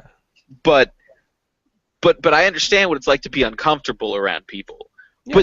But that doesn't mean, like, I've let it get to the point where I have to explain this feeling I have, and someone says they're a fridge, so clearly I feel so weird, I must be a fridge too. Like, we're giving people these avenues by trying to say that this stuff is okay and is normal.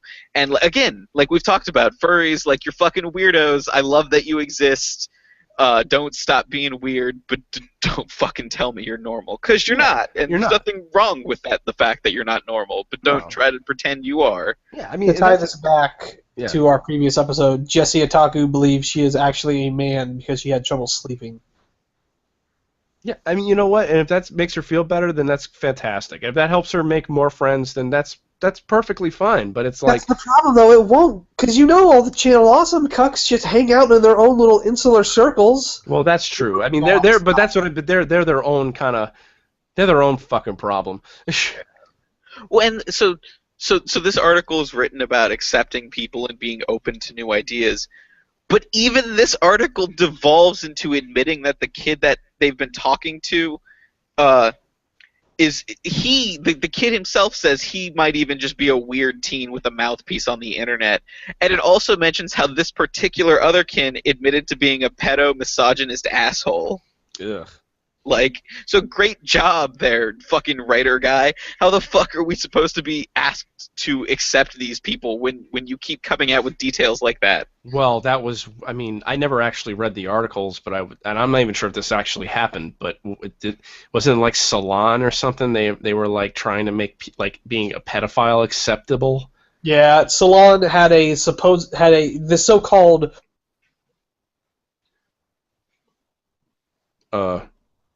Oh no, Dylan's cutting out again.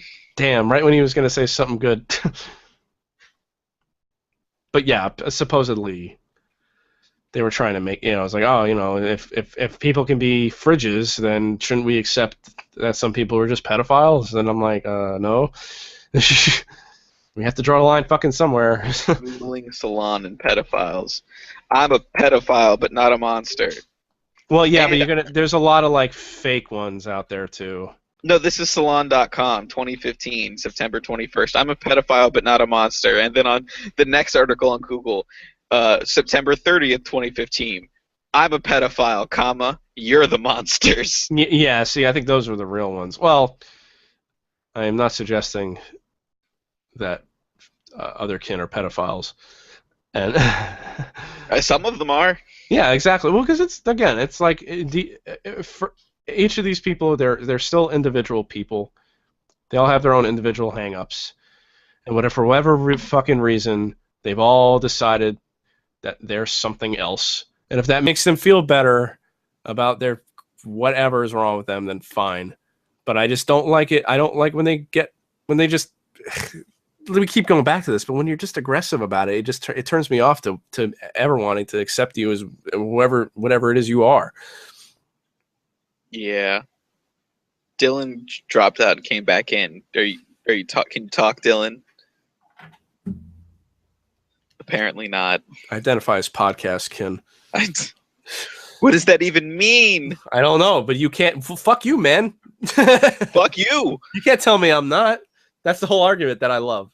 Like, I'm a fridge. No, you're not. Fuck you. Oh, okay. I guess I have to accept it then. Yeah. I never actually met a real person though that said that. Like I said, I know furries, but even to the extent that they're furries, I don't really know. I never ask or talk about it, so I'm like, I'm just like, all right. I just assumed it's just one big role play, and whatever. So we're gonna take a moment to let Dylan get back in because our next date is in 2015 and it's our last one. So okay. Well, I have to pee anyway, so I'll be back. Okay, you go pee. Oh wait, maybe not. I'm back. Okay. Okay. So what were you saying about the Salon article? I looked it up and how I literally just Googled Salon space pedophile. Yeah. The first article is I'm a pedophile, not a monster. The second article was 9 days later, I'm a pedophile, comma, you're the monsters. I mean, I am a monster. He is the virtuous pedophile, was what he came to be known as, which just makes me think of Snake Eater. Basically, what it comes down to... What does that even mean, that he takes the kids out on a date first? Well, basically that he's attracted to children, but he does not act... He does not act on it. He doesn't act on it. He doesn't look up child pornography. He knows he's diseased and he needs to get medical assistance, but because of the stigma, he can't. At first, I actually almost felt sympathy. Okay, almost. And then there were quite a few articles making very strong points how it certainly sounds like he was peddling child pornography, and it certainly sounds like he's not trying to get any help. So he's a liar. He is a social justice warrior to the bone. Oh, like how you keep bringing up a bunch of SJWs that turned out to be pedophiles, and you said we should cover them, and then we never did because you didn't feel like doing research. He was the crux of it. I just don't even know what to call it. It's what it really is pedophilia. I guess pedophilia in social justice, I guess, is what we would call it. But there's a lot. Oy. I think I'll skip that episode. Sarah Butts. Anita Sarkeesian's moderator is a pedophile. Like a convicted pedophile. Oh, fuck. Like the kind of convicted pedophile who got probation and then went to prison because he kept videotaping himself around schools. No, okay. I was gonna say exactly what kind of pedophile. Are we talking? Are we talking about like ages 1 to 10, or are we talking about like 14 to 16? Are we talking about Dixon Butts? Are we talking in Dixon Bad Goose? Like, what are we talking here? We're talking about the type of dude who watches like the shows that Disney runs for preschoolers and then talks about them like people talk about Persona characters, like, oh, it's my waifu or whatever. Oh no! Let's stop talking about this. So let's go back to the way you said that. Oh no! Was like, oh no, because I totally don't do that either. No, it's not that. I just don't. I know, but just the way you said it. So we're moving to 2015. This is our last article. That actually brings up some really interesting points and comes with my surprise. And then of course we'll discuss this all as a whole at the end, and then we'll be done for a while, and I can not kill myself, hopefully. Okay. because I've said Final Fantasy VII House now. The words have been uttered. Like, now you have to do it. I know. I have like this. All this research is in the same Google Doc. So let's see. I'm on page 8 and 9, and then after page 10, I already have 6 pages. Well, I guess I have 5 pages of the Final Fantasy VII House already. The page I wrote of just things that happened in 2002 to set the stage doesn't really count. But I have a list of things that happened in 2002 to set the stage for that episode. So this article is called "Understanding the Otherkin" by Gavia Baker Whiteclaw, and it was published on February 22nd, 2015. And this article, as they all have, starts by outlining an Otherkin. But particularly, this article's... Oh, sorry, I've been drinking a lot of beer. Now I'm burping a lot. Dude, I can't be sober on this show. Are you crazy? No, I don't blame you. So this Otherkin, yeah, admits that they have been diagnosed with depression and anxiety disorders, and that pretending to be a wolf is cathartic. Okay. And it's weird because most of these people have admitted to having mental disorders. Just that's not saying anything. You can infer whatever you want, but infer infer. Come to your own conclusions. We're here to provide facts. You believe what you will. I'll tell you what I think, but you think what you want. Okay, let me just say, I don't care about furries. Like, we've kind of said our piece. It's fun to make fun of them, but you do whatever you want to do. Yeah. It's the fact that people treat otherkin like they're real. And if these people really, truly believe this, they're sick and they need help. They don't need the delusion reinforced. I mean, I believe I'm a popular podcaster. That's why that's why I'm podcastkin. You're a liar. You're a liar. You're lying to yourself. You're lying to yourself for a joke, Matt. Don't we all lie to ourselves, really, when we wake up and look at ourselves in the mirror and we say we're gonna have a great day? That's a fucking lie. No, because you and I both know that we're sad boys, and we wake up and we're like, "Fuck, why am I awake? Why did I wake up? Why can't I ironically die?" And I'm sure you wake up with Kitty and I wake up with Einstein and I'm like, there is an adorable animal cuddling me. Why the fuck do I have to go to work? Yeah. My cat makes me cry. It's because cats are assholes, but they're wonderful. No! That's why you also, when you eventually listen to the last episode we recorded, even though it's kind of crappy because of technical difficulties, I went over I'm playing Neko Atsume Kitty Collector again, and I won't recount all of the things I've named my kitties, but you'll get a kick out of it. Okay.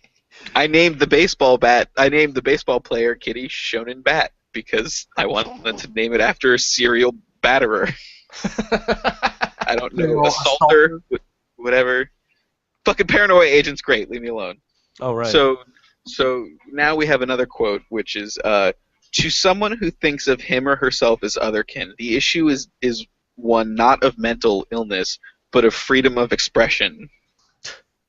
And then I wrote in response, yet we're expected to believe this in spite of many self-admitted mental disorders. Like... Would they keep saying they have mental problems? Yeah, but that's the other. They also say like this is normal. It's like, well. Well, I was gonna say that's the other problem with some people on Tumblr is the whole self-diagnosis and collecting mental problems like Pokemon cards. I got a Charizard. Yeah, I got crippling depression. I got ADHD. Yeah, I got ADHD, crippling depression, and veganism. This is very tangential. This is very tangential, but I was reading, and apparently Charizard is a really bad card in the card game because he takes too much energy to do things. Yeah, I just want to point out how Matt slipped in there that veganism is a mental disorder, and no one batted an eye, but I laughed because I appreciate. Thank you, Matt. I do think it is. I would have laughed if I had heard it, but I didn't. I was too busy making that 6 Charizard burn.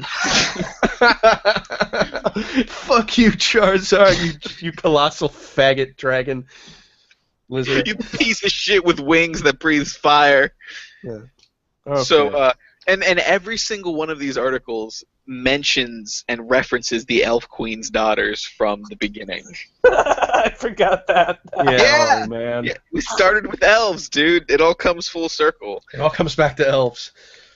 So now I have a really long quote from this article because I couldn't paraphrase it, and it's one of the more interesting things that I found through all of this research. So, you don't come to the conclusion that you're a dragon without a certain amount of self-examination. Many otherkin are aware that some outsiders think they're delusional. The psychiatric professionals I contacted for the story, however, were surprisingly forgiving. Dr. Mark D. Feldman, clinical professor of psychiatry at the University of Alabama, and professional Jew, and inventor of the term Munchausen by internet, told me that otherkin didn't seem like a good fit for mental health treatment. People in advantaged countries like to think of themselves as especially complex, colorful, and special, he wrote in an email. The otherkin phenomenon certainly reflects this first world preoccupation, but it isn't illegal, doesn't victimize other people, and isn't a form of mental illness, unless people become delusional about it. So I don't see a particular need for treatment. Dr. Jan Dirk Blom, an expert in clinical lycanthropy, which is, in parentheses, the delusion of turning into an animal, has a similar opinion, saying that unless an otherkin individual is suffering, there is no reason to seek professional help. Yeah. I'm not. There's still more. Sorry. Oh, sorry. As regards the existence of otherkin communities, online or otherwise, where like-minded people join each other to exchange experiences and ideas on their affinity with animal or supernatural identities, I can only say that we cannot have enough of those groups, he wrote. Human experience and behavior is so diverse, and so little of it tends to be presented as normal in the media, that communities such as these should be embraced and encouraged by us all. In his opinion, the otherkin experience of phantom shifts may not be as unusual as it sounds. In my area of expertise, i.e. psychotic disorders, it is well known that some 10 to 15% of all people in the general population experience auditory hallucinations, and that close to a full 100% experience some sort of hallucination during their lives, i.e. auditory, visual, olfactory, or otherwise, but that only 1% are diagnosed as suffering from the schizophrenia spectrum disorder. That's it. Okay, so, I mean, I can agree with that to a certain extent. I guess if people who just want to dress up as their favorite animal and go to conventions isn't as bad as someone who cosplays. I mean, it's the same kind of thing. The good cosplayers kind of embody the character, so I mean... And the bad cosplayers either make shitty costumes or are just trying to pimp their brand. Yeah. Or Deadpool. Yeah. Hey!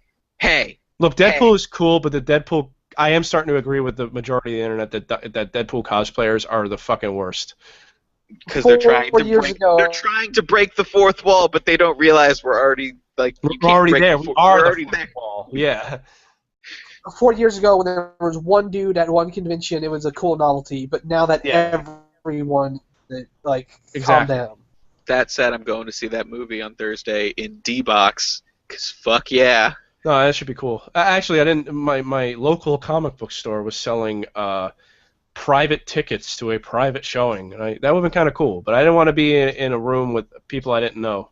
That just sounds like. So you gotta wait 2 months until it's running at 4 o'clock in the afternoon, so you can go by yourself and have an empty theater. I mean, I still haven't seen fucking Star Wars, so we'll see how that goes. Anyway, so this article. So what do you think of some actual medical testimony? Because I found this fascinating. But even then, they even said it's okay to have this unless they're delusional. It's when you take it to the delusional step that it's dangerous. Yeah, that's more or less. That's more or less what I was saying earlier. If you and your friends want to go out and roll around in the dirt in the woods on the weekends, that's fine. Yeah. At least you're rolling around with your friends. It's like a the moose fact lodge. That 99% of these people, they just sit on their laptops at home, and they get reinforced that they're special snowflakes when they're not. Yeah. And it's just they become more and more introverted, and more and more depressed, and they keep pretending to themselves that there's something they're not, and they don't know, and they're depressed because they're nobody. They don't have anybody. But they're not criticizing Like themselves, us. they don't know it, so they don't go out and fix it. Yeah. Oh, and I meant to bring this up earlier too. So we've gotten some comments on these videos because we do read them because everyone reads the comments. No, everyone says they shouldn't, but everyone does. Yeah. And when people are like, "Well, who the fuck are these two assholes to say all this stuff?" I'm an asshole. Like, I'm not saying I'm some sort of amazing person or better than any of the fucking weirdos we cover. So like, yeah. No one. I'm no one. Exactly. The only thing I get annoyed about, and now that I say this and it's going to go out, more people are going to do it. Yes. The only comments that I get annoyed at are the, one guy is just talking and the other guy asks a question, like, why doesn't he do his research? And I'm like, I got tired of saying, like, it's the fucking shtick. That's the idea. We should reinforce the fact that the conceit of the show is one person does research and informs the other person so that that person can be the audience substitute and ask questions. Yeah. Now that'll be the only comment we ever get, but I do appreciate even though I'm never on the shows, I appreciate all the comments. Yeah.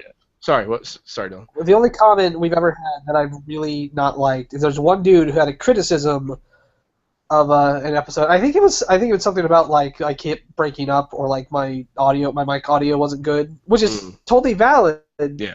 But he had replies turned on to him, and it every time I read it, I'm like, oh, I should let that guy know that that's something I'm working on, but I can't. And it pisses me off to no end. So here's my my special surprise. Oh. So my next line just says transgendered is the same of otherkin. So instead of reacting to that myself, because you saw my oh fuck god damn it fuck you Tumblr reaction, I decided I was like, well, I'm doing research. Hey Kate, what do you think about people saying that being transgendered is the same as being otherkin? Accurate. So I have some quotes from Kate here. Oh, good. I was gonna say she's not here. No, she's not here. But I asked her what she thought, so we could get an actual transgendered person's opinion. And of course, the immediate response was, because this is in, I'll tell you when there's like a gap when she stopped typing and sent something. So the first thing she sent was, "Otherkin is retarded." I identify as retard. Also accurate. Retardkin. Does retardkin mean you're not identifying as an actually mentally handicapped person, but you're identifying as what pop culture saw until like 2010 as what mentally handy? You're identifying as what Johnny Knoxville was pretending to be in. Oh God, what was that movie? Oh yeah, I know what you're talking about. No, he pretended to be retarded to compete in the Special Olympics. The Ringer. It was called The Ringer. No, whatever that kid was in that one sitcom that had the retard. I don't. Are you talking about Urkel? Yeah. Identify as Urkelkin? Urkelkin. Jesus, did I do that? Fuck. He never did. He never did. That was the fucking bullshit of the show. He never did. Okay, so the next line from Kate. It is in no way like being transgender. Gender is different. Gender differentiation in utero happens in two stages, not at the moment of conception, and something biological seems to go wrong. And then the next line. There is no biological mechanism where you would have ever been born a wolf, and if you had, you would not be able to speak. Yeah, exactly. Next line, delusion. Yeah. Next line. I like how Kate admits that her birth was a mistake. Oh, goddamn. Something went wrong, horribly wrong. I'm alive! Oh, man. Identify as Frankensteinkin. That's the other thing that we need to put on your tombstone, Matt. Besides, here lies Matt Flap Slapper. I wish I was dead. I never should have been born. I wish I was dead. I should never have been. Yes. Okay. I still like that your tombstone has to say I wish I was dead. It has to. I want it to be at least engraved on my fucking urn. I mean, I'm never gonna have children, so like, who's gonna inherit this fucking my ashes? Like, no one. I'm gonna have to like donate them. We'll start a GoFundMe to fund Flab Slapper's grave plot, just so we can have a Here Lies Flab Slapper. He wished he was dead. He got his wish. Yeah, the tears, the different tears is like the final tear is that I will kill myself. So the next line. I don't think a clear amount of words scribbled on it is an urn. I thought you say we have to start a GoFundMe page to like adopt a child so I can donate my ashes to the kid. We can also start a GoFundMe page to fund your suicide. Yeah. I need to buy a gun. I need to buy bullets. Yeah. I need to buy poison because I have to make sure this shit fucking happens. Works. I do. I love Kate's extremely valid point that if you really thought you were a dog, you would cease speech. I mean, like, she's absolutely correct. So next line. Basically, for Otherkin to work, you would have to ignore scientific reason and or believe in souls. Period. And then the last line is just I don't. Yeah. Take it to a dark place there, Kate.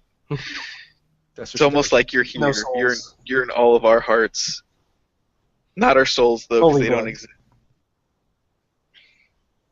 So then I wrote, I don't get fucking social justice and articles like this. Just as Rachel Dolezal was incredibly offensive, shouldn't transgendered people be offended by comparing them to these mental fucks? Mental fucks. That's what I wrote. We're not told to accept cults. We have no problem vilifying the Westboro Baptist Church. Why do we have to accept these deluded fucks? I like using fucks as a noun like that. That's the thing. You shouldn't have to. I mean, I do get I do get a little upset that we're told to accept everything. We don't have to accept shit. It's my right to be an asshole. Yeah, it's my right to be an intolerant asshole. As long as I'm not actually hurting you and or trying to change the world to suit my image. I'm not. I know it's never gonna be what I want, but I'm just gonna be a dick. Yeah, despite my internet persona, I'm actually surprisingly tolerant, and I accept a lot of things. But yeah, but not if you think you're normal. You are not. Also, not if you think you're Cloud from Final Fantasy reborn in earthly form. I'm not. Fuck. No, no, Matt. You can cut your hair now. It was never gonna stand up like that. Dang. If you do this giant sword. If you do agree with the narrative of the Otherkin, wouldn't you literally be wouldn't you literally be comparing being transgender to being a dog? Yeah. I mean, like in a medicine, isn't that fucked up though? Because if I did that and if I said like, "Oh, you're a tranny, you're like a dog," like people would jump down my throat for that. Yeah. Yeah. Well, it's like the whole thing about being a social justice. Oh, you're like a person, you're a dog. Well, yeah, I mean, it's like the whole thing about when people get offended on a different race's behalf. It's like treating that race like a baby that can't fucking handle their own shit. But they never fucking admit to that. But that's what they're doing. I also wrote the last two lines of my like little rant was, why is it so wrong for people to feel shame? ? And then fuck our generation. Just like, man, fuck people my age. And younger and slightly older. How does it feel to know that you're still technically in our generation, Matt? Yeah, I know. I'm a millennial, apparently. Yeah, you got the short end of the dick stick. Yeah, but no, you know what though? I'd much rather be a millennial than a fucking Generation Xer. Those people, they were faggots. Of course, they made us. Yeah. No, they didn't. Oh no, it was the previous generation. Well, for me, yeah, no, actually, I don't know what they are because they're not. My parents aren't baby boomers. How old do you have to be? I think most of them are almost dead. Aren't they Gen X? Right? They are Gen X because then. I'm gonna look because I'm not really sure because I know Generation X. I only know from like The Simpsons and they're all like in the 90s as teenagers. Okay, so I think Gen X is like hitting adulthood in the 90s roughly, whereas millennials hit it in the early 2000s. So or 2000s. And then this article. Use birth dates ranging between early 60s to the late 80s. So Late 80s? What? So this is even wrong too. It's all bullshit. None of it makes sense. Yeah. There's no defined anyway. So this article also refers to the troll that Tumblr.txt got fooled by. So and here's another quote. So when Prince Koyangi's creator finally, and that was the Tumblr, finally admitted the blog was fake, he or she wrote, "I find it so utterly absurd about that a movement whose original purpose was to defend the rights of people of color, trans individuals, and other oppressed groups has been co-opted by people who believe they are dragons or that they have homestuck characters living inside their head. It's hilarious to me. It's also incredibly offensive." But according to the Otherkin I spoke to, comments like this just make things worse, because hoax blogs are by nature more noticeable than the real thing. They attract more attention and create inaccurate stereotypes. Yeah.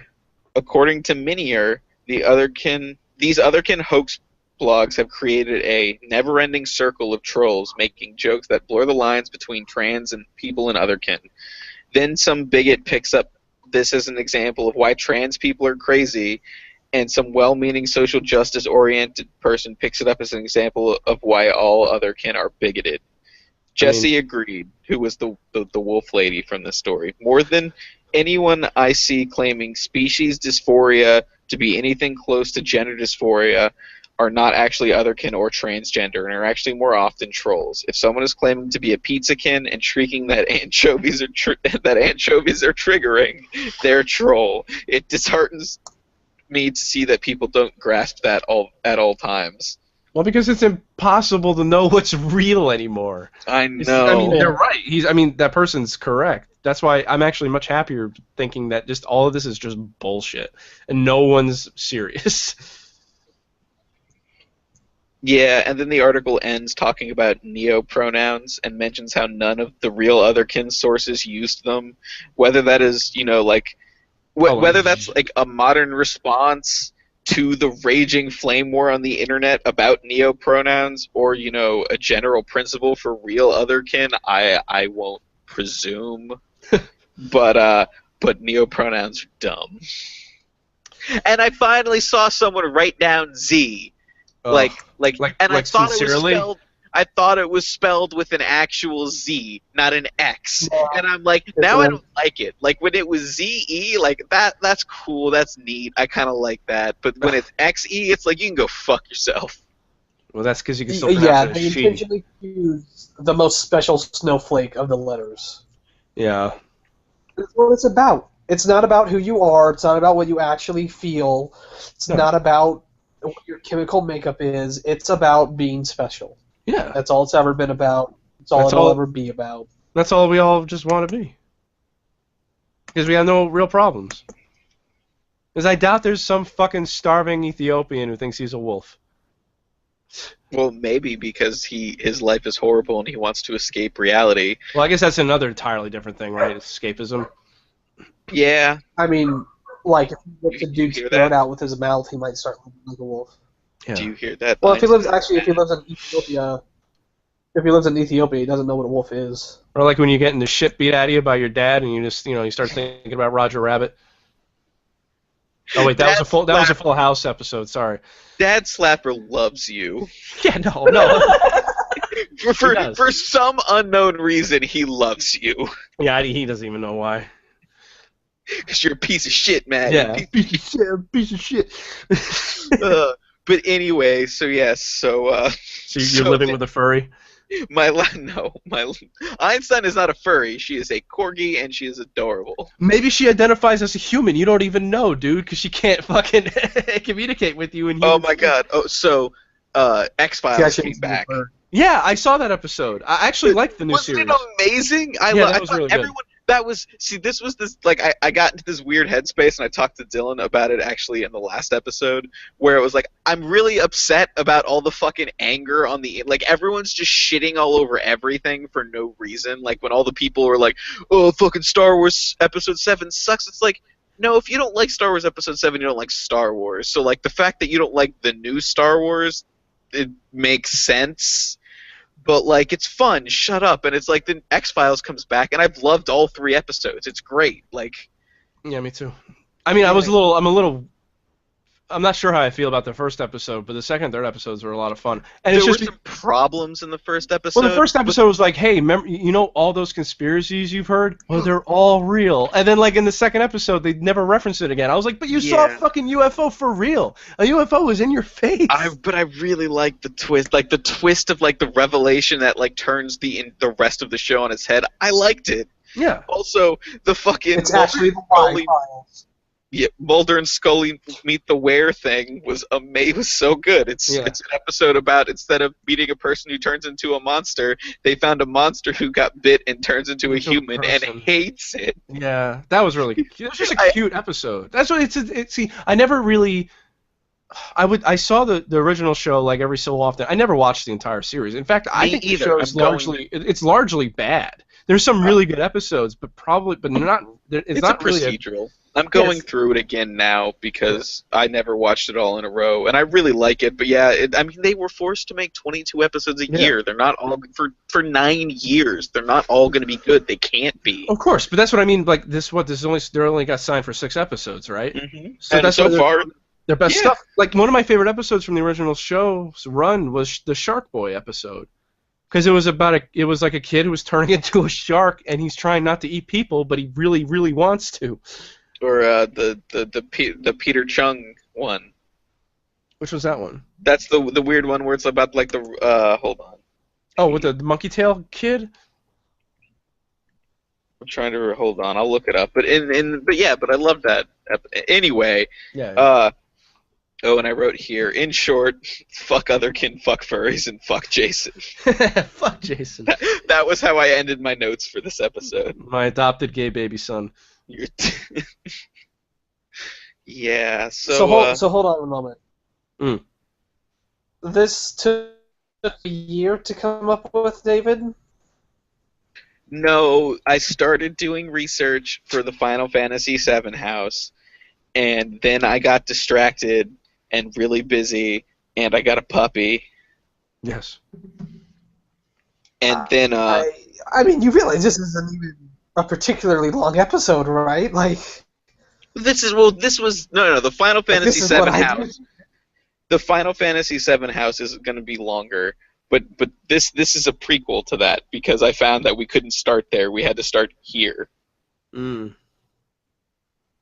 So no, it's called Jose Chung's From Outer Space, and it's I squeezed like they 5 hours material. It's like this where the episode's told by multiple narrators from different perspectives, and they're all unreliable, like this, like the Mulder and Scully meet the Were thing. Yeah. So. Scully's boobs. Scully's boobs. All right. So I guess that's it. That is it. Thank you for listening. We'll be back soon with we'll be back eventually with the Final Fantasy VII House. There's a lot more research to do. That fucking article is so long. I can't wait to hear it. Yeah. So, are you happy you learned about Otherkin, Matt? Yes. Yeah, because I didn't know. Well, I wish we had talked more about vampires because they're weird.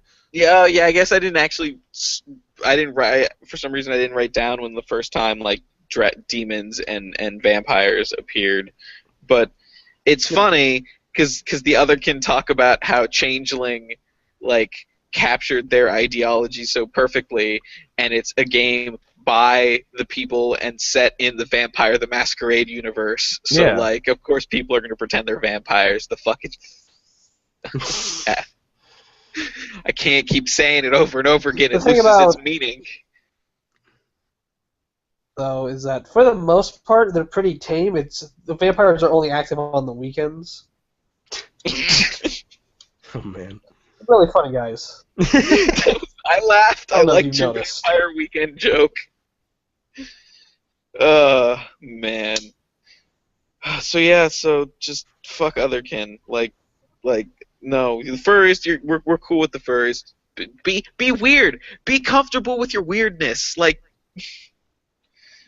And be okay that some people won't like you because of your decisions. I don't like most people. Yeah. There's nothing wrong with that.